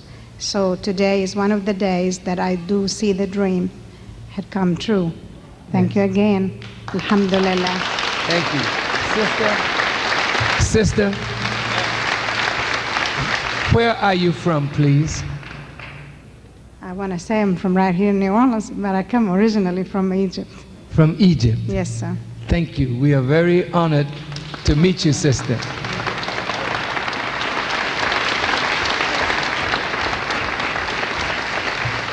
Yes. How you doing, sir? Fine, sir. I want to speak on behalf of many individuals that I know and that could not make it here. They really did want to come see you here, and they told me to express how I feel about you and pass it on as if they said it. I want to say this, sir. I'm glad to have met someone like you in my lifetime, because after reading some of Elijah Muhammad's work, I tried to follow people who followed him. And one was a person who I admire as much as my daddy, and that is Malcolm X, and yourself. So I just want to pass this on to you, that I feel very, very, very welcome to have met someone like you, and I'm speaking on behalf of many other individuals. The question I wanted to ask you was that I think I heard wrong, and I hope I am making a ridiculous assumption. But when you spoke on the black colleges and universities, after you spoke, I assumed that you were saying that black schools today are not as good as the black schools of the 1960s, and also that white schools produce better black individuals or black producers. Now, like I said, I'm hoping I'm making a ridiculous assumption, but can you clarify that? Sure. Thank you. First, I could not say that black schools are less today than they were in the 60s. But the way we prove that they are better is by the product that comes out of it and what that product does for the advancement of the whole. I can't make that statement or that assumption. But I think the real truth is told when you come out, and when your other fellow students come out of these black institutions today. What will you do to advance the cause of justice and freedom and equality and economic opportunity for our people? That will determine that the schools are going in the right direction. When you talk about knowledge, white school, black school, as I said before, I don't believe that these ever were black institutions. They're only institutions peopled by black people, but the learning in them is the same learning that is Eurocentric. Okay? And if you have a black studies department, or you're getting some information about yourself in these institutions, that is a plus, that is a blessing.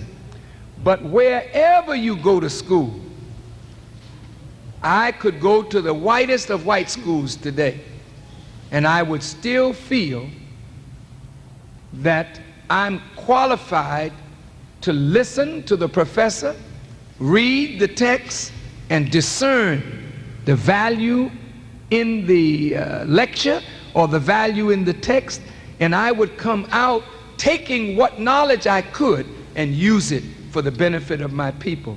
If I went to a black school, I would do the same.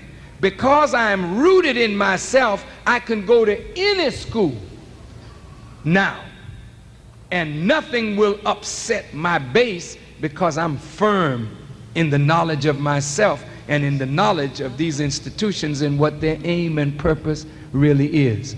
So it's not the institution, it's really you.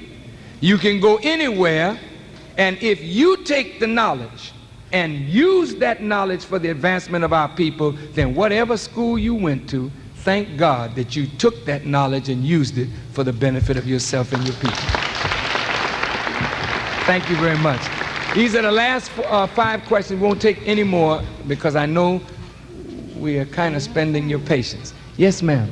I love you very much, Minister Louis Farrakhan. Thank you. Love you too. First of all, I'd like to say that I grew up in a generation where we were taught that you were the devil.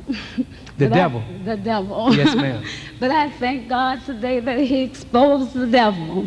And he showed us a true leader, one that came from him, one that loved us the way he loves us, one that is willing to die for us the way he died for us, the way he sent his son Jesus, who came to die for us that we may be reunited with him. And that is all that you're trying to do, is reunite us with the thinking abilities to transform renew our mind, our thoughts, and our way of thinking.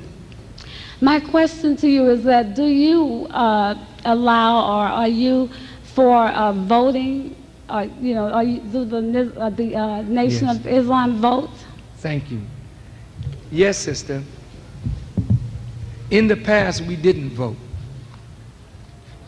And we didn't vote not because we didn't see the value in it, but we were condemning a system that was of this world, and we did not want this world or its system.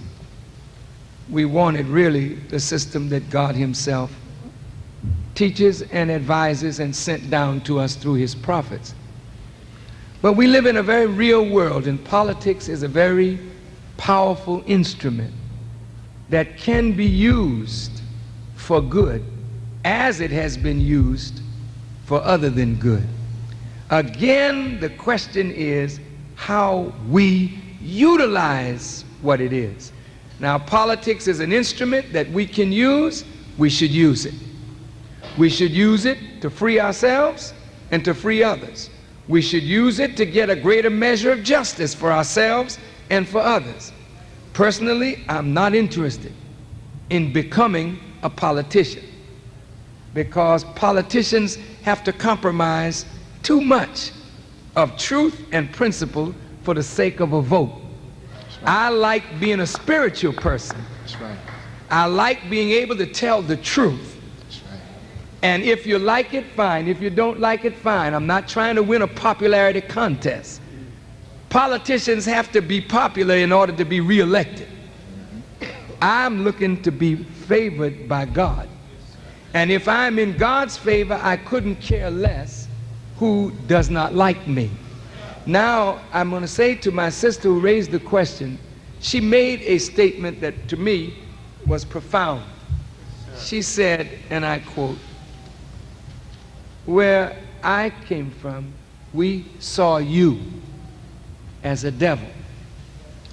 And I might say in response to that, so many others saw me the same way, because sight is controlled by what you read, hear, and believe. And you know, when white folk sometimes see a black person that they don't control, and the masses of people are listening to him, they get frightened because of their own guilt, thinking that leaders will remember the evil that their fathers have done to us and lead our people in a way to bring evil and pour evil out on the heads of white people. So out of that fear, they act irresponsibly when leaders come along that speak to the real gut issues of our people. And so out of fear of their lack of control of Louis Farrakhan, and out of the fear that here was a bold, audacious black man who would tell the truth without fear of consequence, then if he keeps telling this truth, maybe blacks will rise up on the wings of that truth and become a free and independent people. So the only way to stop that is to throw a veil of propaganda over that man and make him appear as what he is really not. And if you go back, as you mentioned the blessed name of Jesus, when you go back into history, Jesus opened the eyes of the blind, made the deaf hear, the dumb speak, raised the dead to life. And you know what they said of him? He did this by the power of the devil, and they called Jesus a devil. So all good men in an evil world have always been viciously and evilly spoken of by the wicked. So Jesus in his Sermon on the Mount said these words, "Blessed are ye when men shall revile you and persecute you and say all manner of evil against you falsely for my name's sake. Rejoice and be exceedingly glad, for great is your reward in heaven, for so did they the prophets that were before you." So I'm on a right course. When you hear them calling me a devil and calling me all these evil names, then that's what they did to Jesus, that's what they did to Moses, that's what they did to Muhammad. And if I could just be somewhere in the room with those noble men being called those dirty names that they were called for the same reason for which they were called those names, I think I'm in good company by the grace of God. Yes, sir. Assalamu alaikum. Wa alaikum salam, sir. Brother Minister, my question is this. How could I go about acquiring some information pertaining to being a part of an Islamic school or a black independent school? If you would like, you may, are you in the mosque here? No, I'm inactive as of right now. Inactive? Yes, sir. Well, brother, we need independent schools. And if you follow the model of the University of Islam and how it started, if you have the means to start or the will to start an independent school, then learn how the Honorable Elijah Muhammad started the universities of Islam and do likewise. We can't fail if we have schools on every corner, because ignorance was on that corner before the school got there. And so if we put a school everywhere where ignorance is, we'll need a school in every block. So whatever you wish to do, brother, in the field of education, learn how the Honorable Elijah Muhammad did it and do likewise with the help of God, and may he bless you to be successful. Thank you. Yes, sir. Assalamu alaikum, brother. Wa alaikum salam, sir. I'm a young male working my way through college right now, and I find most of the time when you look at TV or you read the newspapers, you see black males portrayed in a negative light. And black males what? Black males being portrayed in a negative light, whether yes, you look at The Color Purple yes, or sir. you see yes, the Malcolm sir. X movie that just came out. Okay. And I was wondering, who would you say, besides yourself, would be a positive figure or a positive role model, or where we can find strength when we're being criticized like that within the community? Okay. And also, I'd like to know, you mentioned that you were writing a book right now, and I was wondering when it would be out and where could it be purchased at? Thank you. I'll answer your second question first. The book is called A Torchlight for America. Allah willing, the book will be out next month, and you will be able to purchase them hopefully in all the bookstores. If not in all the bookstores, at least through all the mosques. But we want to spread this book as far as we can. It'll be the first book that I will have written, and people are interested in my biography, but I'm not interested in that.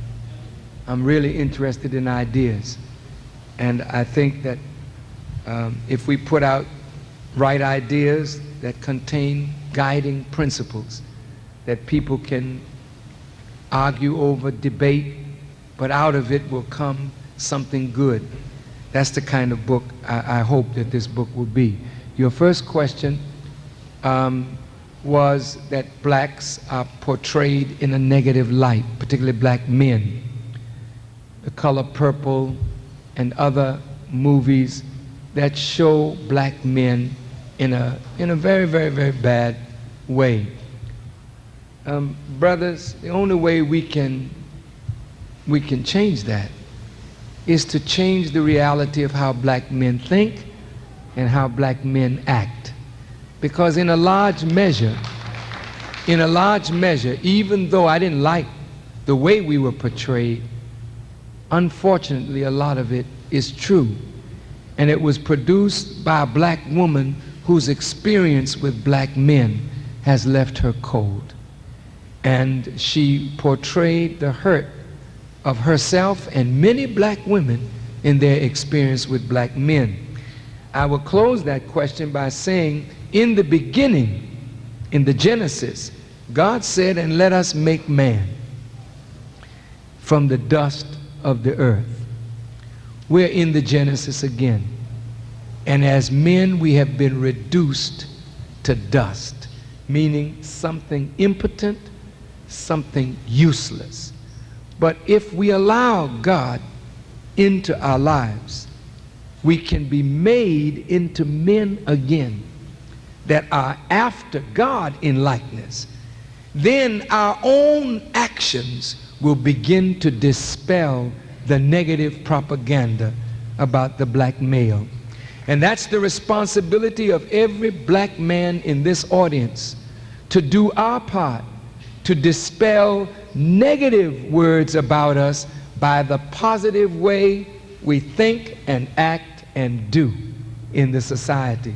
Now, when you say role models, brother, there are many, many black men in every city and town in this country that you can look at and say, that's a good person.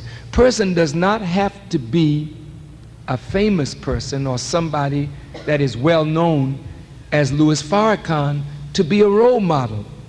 I have a barber that, naturally if he's a barber, he cuts hair. But to me, he's one of the most principled men that I have met. And I have great respect for that man. To me, he's a hero in his way. He's a family man. He took all his children, he sent them through college as a barber. He's done very good things with his own life. That, to me, is a good role model. Not Louis Farrakhan, because you really, you know me from my public persona, and you know me from my tapes and whatnot. That is a sign of who I am. And if you see that I'm a role model or someone that you would like to take as a role model, fine. But remember that no role model is worthy of worship. I want to make this very, very clear. You know, I'm only an example of what you have the potential of becoming. That's right. I don't see myself as greater than you. And that's a fact, brother. Anybody that knows me knows that I'm a very humble person. That's right. And I don't think more of myself than I should, because I know that I am in existence only by the grace of God. God was, He is, and He shall always be.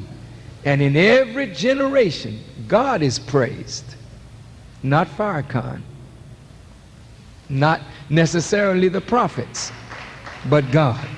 So if you see value in me or good in me, take that good, but never worship anybody but God. Don't set up any rival or partner with God. And if you will do that, then you will never become a cult worshiper. You will never be a personality worshiper. You will be an intelligent, thinking man who recognizes good in other men and women and learn from that good, but give all honor and glory to God. Thank you. Yes, sir. Last two questions. Yes, sir. Assalamu alaikum. Wa alaikum salam, sir. Minister Farrakhan, on behalf of the brothers who aren't inside the Nation of Islam, the brothers that's in the streets, I'd like to let you know that a lot of the brothers are 100% behind you and what you're doing. And the brothers, a lot of people think when they think of people in the street, they think that they're just dummies in the street, but nowadays they're picking up books, thanks to the Honorable Elijah Muhammad and the Most Honorable Minister Louis Farrakhan. They're picking up books and they're reading books. And these brothers here, they aren't afraid to die. And these brothers here aren't afraid to take lives if it comes to that mean. And I'd just like to thank you and let you know that we're 100% behind you. Thank you. Thank you. Yes, sir. Thank you. Brother, my brother, if I may say this to you, before the Honorable Elijah Muhammad departed from us, he said his best followers were still in the streets. Remember that. You know, again, my brother, I appreciate your words, and I thank Allah for your spirit. I happen to be a brother that sees the value of the mosque, but I also see the value of the church. Now that may sound strange to Muslims, because Muslims always like to say that I brought somebody out of the church into the mosque. And church leaders like to say, I brought somebody out of the mosque into the church, where conversion is the main focus, and it becomes a vanity thing. Every house of God is respected in the Quran, and every house of God is honored in the Quran, and every house of God is to be protected according to the guidance of God in the Quran. What I see is that you in the street, brother, let me tell you, God's spirit is moving among the people. That's right. He's not waiting for any mosque to educate you. He's not waiting for any church to educate you. And he's not waiting for any school to educate you. He is moving among the people in a very unique but powerful way. And this is why the CIA, Mossad, which is Israeli intelligence, British intelligence, the KGB, and the world of intelligence could not predict the fall of the Soviet Union and the breakup of the countries of Eastern Europe. All the intelligence gathering units in the world couldn't predict the fall of the Shah of Iran. Why? Because there's a new spirit moving in the people. And they don't have to belong to a mosque. The earth is the mosque, and the sky is the dome of that mosque, and Allah is teaching his people. So continue on the path, continue to read, continue to study, and to continue to improve yourself and spread what you learn to all of those with whom you come in contact. May Allah bless you, brother. Last question. Assalamu alaikum. Alaikum salam. Yes, I'd like to know, do you see our people getting the land of their own in the near future, and would it be possible for a brother to shake your hand? Of course. Come on.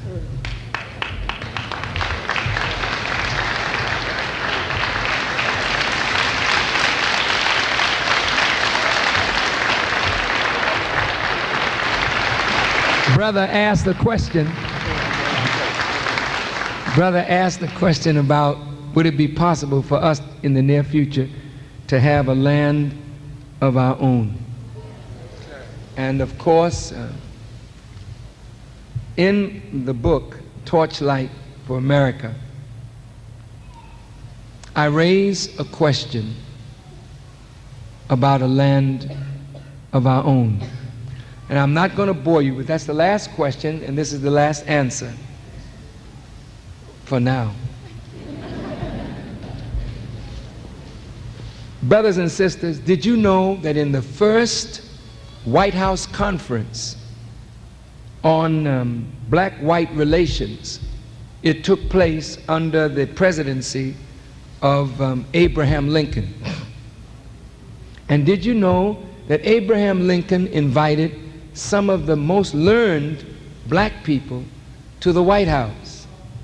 And did you know that Abraham Lincoln, whom they have nicknamed Honest Abe, was very honest with those black persons and told them that as long as you remain in America, you will never be equal. We're not in favor of making black folks jurors or this and that. And he went and listed a thing. He said, we suffer from your presence, and you suffer from us in words. So would it not be better, this is Abraham Lincoln talking, that you all be separated from us so that you can take what you have learned of good from your sojourn and bring it to Africa. It was Abraham Lincoln who wanted us to be separated in a land or territory of our own, either in Central America or in Africa. Well, those learned ones, and remember, the more learned we are, of course, that base of that learning came from these institutions. None of those leaders wanted to leave America. None of them wanted to return to Africa to give the benefit of their experience to that continent. And so that idea died. Okay? Now, we have two schools of thought. The main school in America is that we as black people have made a contribution to this land, a valid contribution, and we should not run away. We should stay and make America what America is supposed to be. That is the mainstream of black thought. Would you agree? But there's another school of thought, and that school of thought is enough is enough and too much is too much.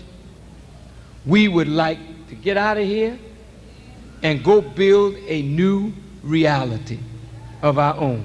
Now, how can both these thoughts lead to a better black America and a better world of black people? That will be in this book, Torchlight of America, but I'm going to give you a hint. If we look at Israel, there's not too many Jews in the United States who do not have a love and commitment to the state of Israel. Jews have always wanted a homeland for their people who suffer in the midst of Gentiles or others. So the European nations with America got together and gave the Jewish people a piece of the land called Palestine, formerly called Palestine, and it became Israel, right? Jews have dual citizenship now. They can go back to Israel and forth. There are Jews in America that would not want to live in Israel, but they take pride in what their Jewish brethren have done in taking the land of Palestine and making it the desert bloom.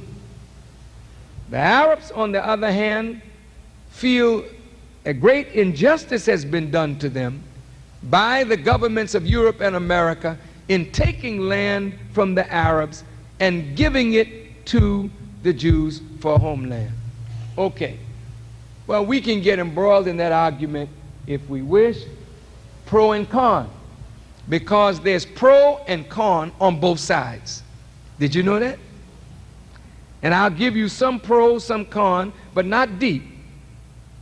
To my Arab brothers and sisters, the feeling among Arabs is that Palestine is their land, and they have always shared that land with Jews and with whoever lived there, and they lived together in relative peace.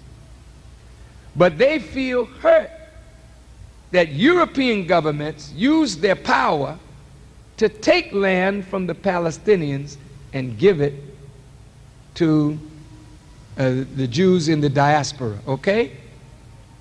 All right. There are some Native Americans who feel what? Y'all wrong. You stole this country from us. Is that right? Right? Maybe. See, now, justice is a heck of a sword. Do you know that there's a law called the law of use?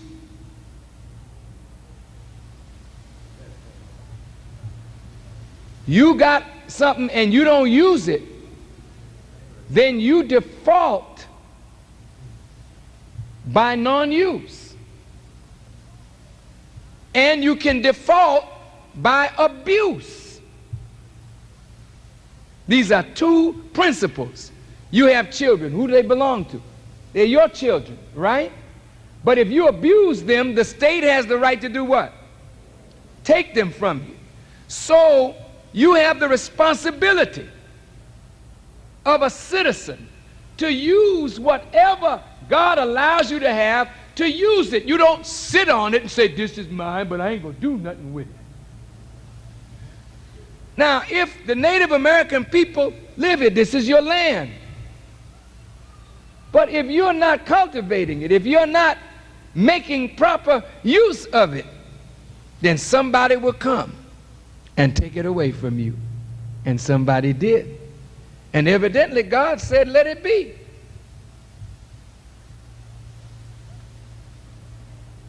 But now, the same shoe comes back to hit white folks in the face. Because now you've taken the land, you've cultivated it, yes. But now you've abused the land because you've corrupted the air, the water, the sea, the earth. You poisoned the whole environment. So if the Indians lost it by non-use, you could lose it by abuse. You understand? So the scripture says God takes the kingdom from whom he pleases and he gives it to whom he pleases. And to the members of the Jewish community who are here, according to the scripture, there were people already inhabiting the land that was promised to the children of Israel. But they lost favor with God. So God told the children of Israel, go down and take the land. Joshua went and spied the land out, if you remember the scripture. When he came back, he said, hey, man, there's some giants in that land. And the old folks said, hell, if God wants us to take it, he better clear that land of them giants. So God said, oh, really? Well, we'll let you all wander in the wilderness till you die out, and I'll take your children.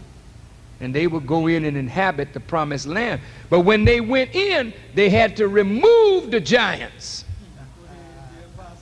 But the land was theirs by divine right. God gives it to whom he pleases, because the earth is the Lord's and the fullness thereof. I'm just arguing on both sides of this question now. So I'm saying to my Muslim brothers, you can't sit on land and talk about Allahu Akbar, riding a camel in a desert, and riches under your foot, but you refuse to develop your land. Somebody's going to come and take it from you. What you have, if you love it, then your duty is to cultivate it, develop it, enrich it. Otherwise, God will take it from you or allow someone to take it from you.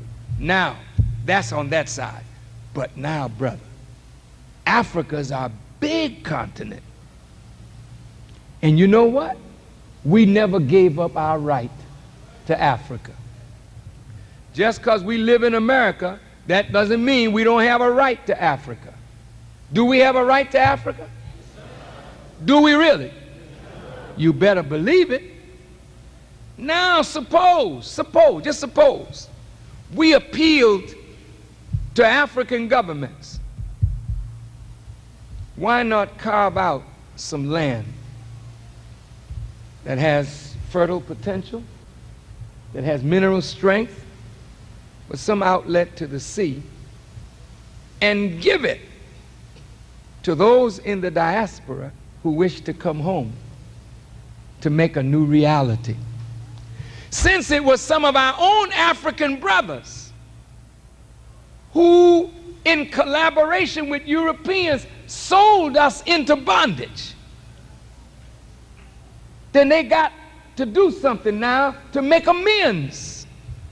So why not give us some territory that belongs to those of us who wish to come home and make a new reality?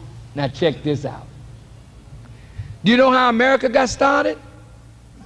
Nobody that was in Europe that was doing well wanted to come over here. What did they do? They emptied the prisons. You want to get out of jail? Go to America. So Europe emptied out her jails, and the so-called dregs of European society became the soldiers, the farmers, the cultivators of this that you call the United States of America.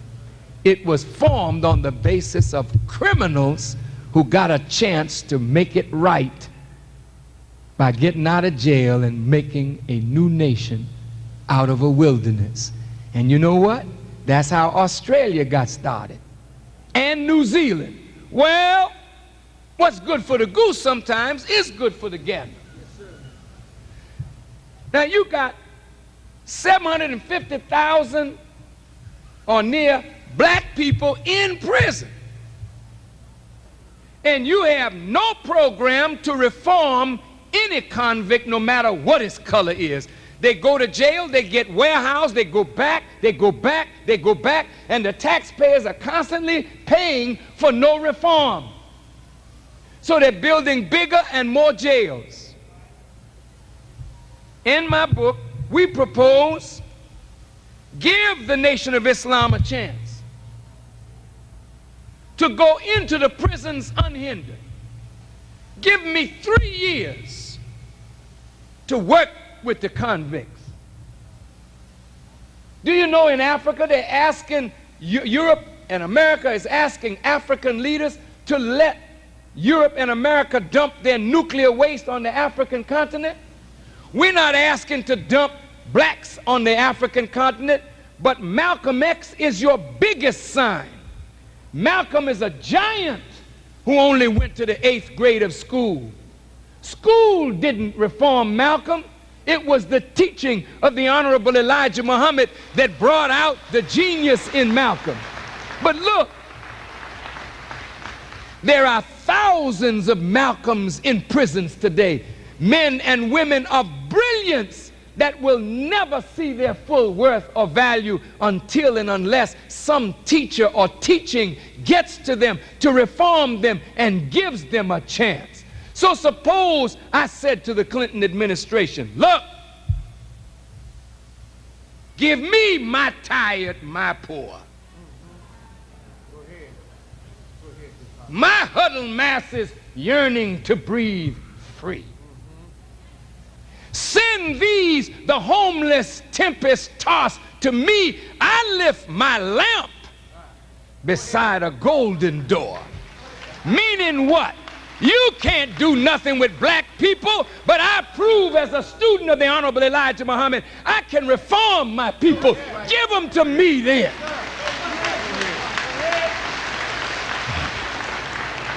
Now look, this is, I mean, it sounds personal. I can't own people. But it's like sending your children to a daycare center. You try to find the one that will do best by your children. But these are people, they're good human beings. They need nurturing. They need teaching, right?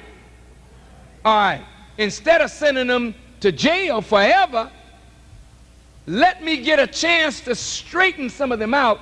Look at these black men. Some of them in here have knowledge and mastery of every discipline that there is, but they have no job. Why spend $18,000 a year to keep a man in prison?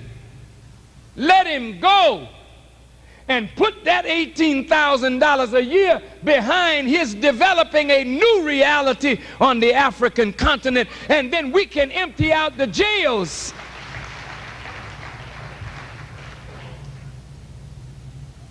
And those of you with college, you don't have to go. Stay in America.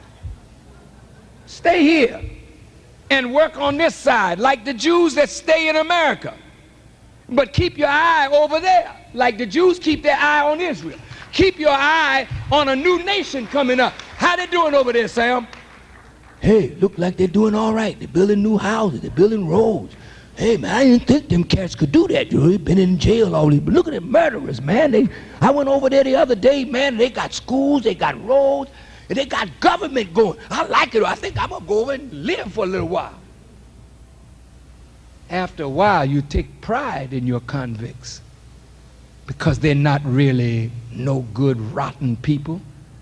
They're people that need a chance to prove their worth to themselves and to everybody else.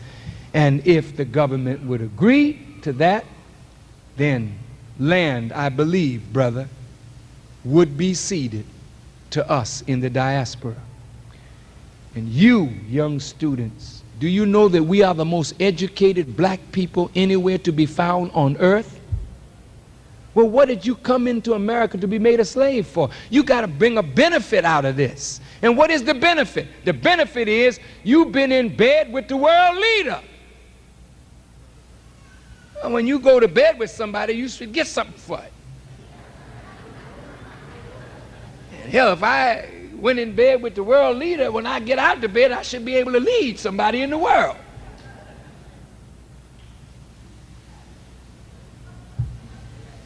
And so you all have more than you think you have. And America has not been all negative. It's the attitude that you take toward it. It could be turned into the greatest blessing for our people. We could set up a skills bank and offer the skills that we have learned to every African nation, to the nations of the Caribbean, to the nations of the far Pacific, with one thought in mind. You get a job with a good salary, that we don't touch. But whatever industry you develop, a portion of it, a percentage of it goes into a national treasure for the blacks in America to build from. There's all kind of ways. All you got to do is open up your mind. It's not unreal. Oh, that's a pipe dream. Well, hell, going to the moon was a pipe dream. But somebody had the mathematics to do it. I'm not thinking spooky. I know that mathematically that can happen, and I know that the time is ripe for it to happen. Because white America is frightened to death as to what they're going to do with black people. And either they're going to kill us outright, or they got to have a better way. I'm saying to white folk, wait a minute, genocide ain't going to work. Because if you try to kill us, see, there's a God on scene today, just like there was with the children of Israel under Pharaoh. He's not going to let you do that. He'll wipe you out. So you're not going to kill his people. And I can prove to you that there's a God with us, and that there's a God with me. Oh, yeah. I can prove it in no limit of time. Oh, man. Don't you know if they could have gotten rid of me, I'd have been gone? But there's a power with me. And I'm anxious to show the world that there's a God backing me up. I don't talk about an Allah that I don't know. I don't talk about a Jesus or a Muhammad that I don't know. I know them, and better than that, they know me.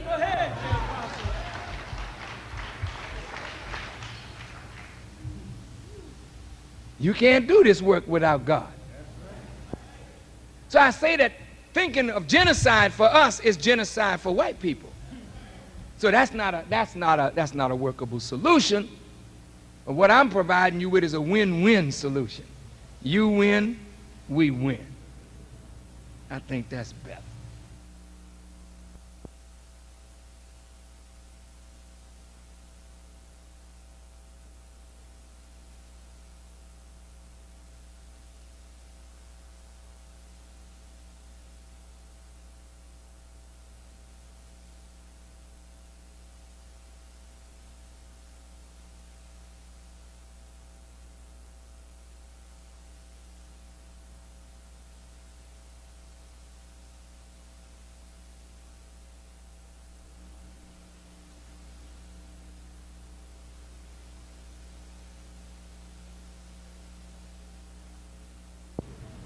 I think that's better.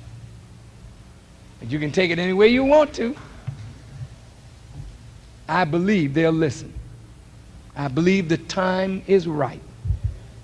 I believe that Africa is suffering so bad right now from faulty leadership and neocolonialism. Africa is in bad shape. And she needs the knowledge that God has blessed us to learn from the institutions of America. And we need to help them and help ourselves, because to help Africa is to help ourselves. Because if Africa gets strong, we are strong as black people all over the world. If Africa is remain nothing, then every black person on the earth is sentenced to nothingness, because we cannot get away from our connection to Africa. And Africa cannot get away from her connection to us. We are the children of that continent. And as a child who went away and got something like the prodigal son, we ought to go back home. I don't mean just go back home because Africa is home. Hell, the whole earth is home to me. I don't look at no part of the earth as not being mine. I want you to understand that. And I can prove that what land you call yours, that's also mine. Name any part of the earth that you want to name, and I'll show you where we were there before you and we gave it to you. Now, if you want to test me, I'll show you how the Chinese got to where they call China. And how the Japanese got to where they call Japan. And what you met when you got there.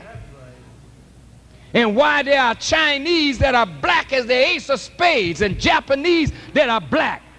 And there are Saudis that are black, and there are Palestinians that are black, and there are Iraqis that are black, and there are Iranians that are black. But the only ones that you see are the white ones. But the original Egyptian is black. The original Palestinian is black. The original Arabian is black. The original Chinese is black. So don't back me up in any corner to try to make me believe that just Africa is my home.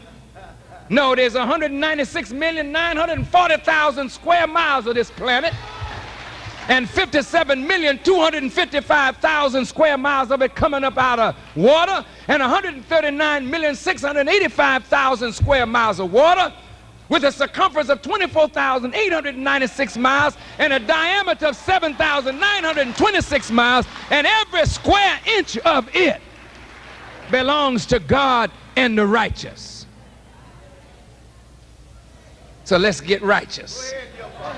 And let's go on back to God. Thank you for listening, and may God bless you all as I greet you in peace. Assalamu alaikum. Oh, brothers and sisters, before you go, there's a book on sale. I love you too. Very much, brother. This book, This Is the One, We Need Not Look for Another, by Brother Jabril Muhammad. Please get this book on the way out. It is one of the best books in defense of the Honorable Elijah Muhammad and Brother Farrakhan. And also, a note was given to me that today's lecture is available in the lobby on your way out. They're high-speed duplicating it. If you would like to get it, it's available. And the new Final Call newspaper is also available. May God bless you. Stay strong, stay together, keep studying, keep learning. Until I see you again, assalamu alaikum. Yes, sir. Assalamu alaikum, Brother Minister. On behalf of the students in Southern University at New Orleans and family and friends, we would like to present you with this plaque as a token of our appreciation and love for the fruit that you have produced on this campus and the word that you have come to bring for us today. Thank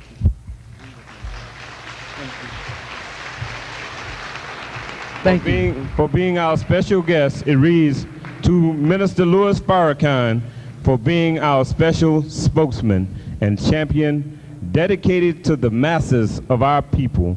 May God continue to bless you in your work. From the students of Southern University at New Orleans. Assalamu alaikum. Thank you. Thank you very much. Assalamu alaikum. On behalf of the student body at Southern University at New Orleans, it is my pleasure to present Minister Farrakhan with the SUNO shirt in acknowledgement for his dedication and commitment to helping us in our battle to keep the tradition of historically black institutions alive. Thank you.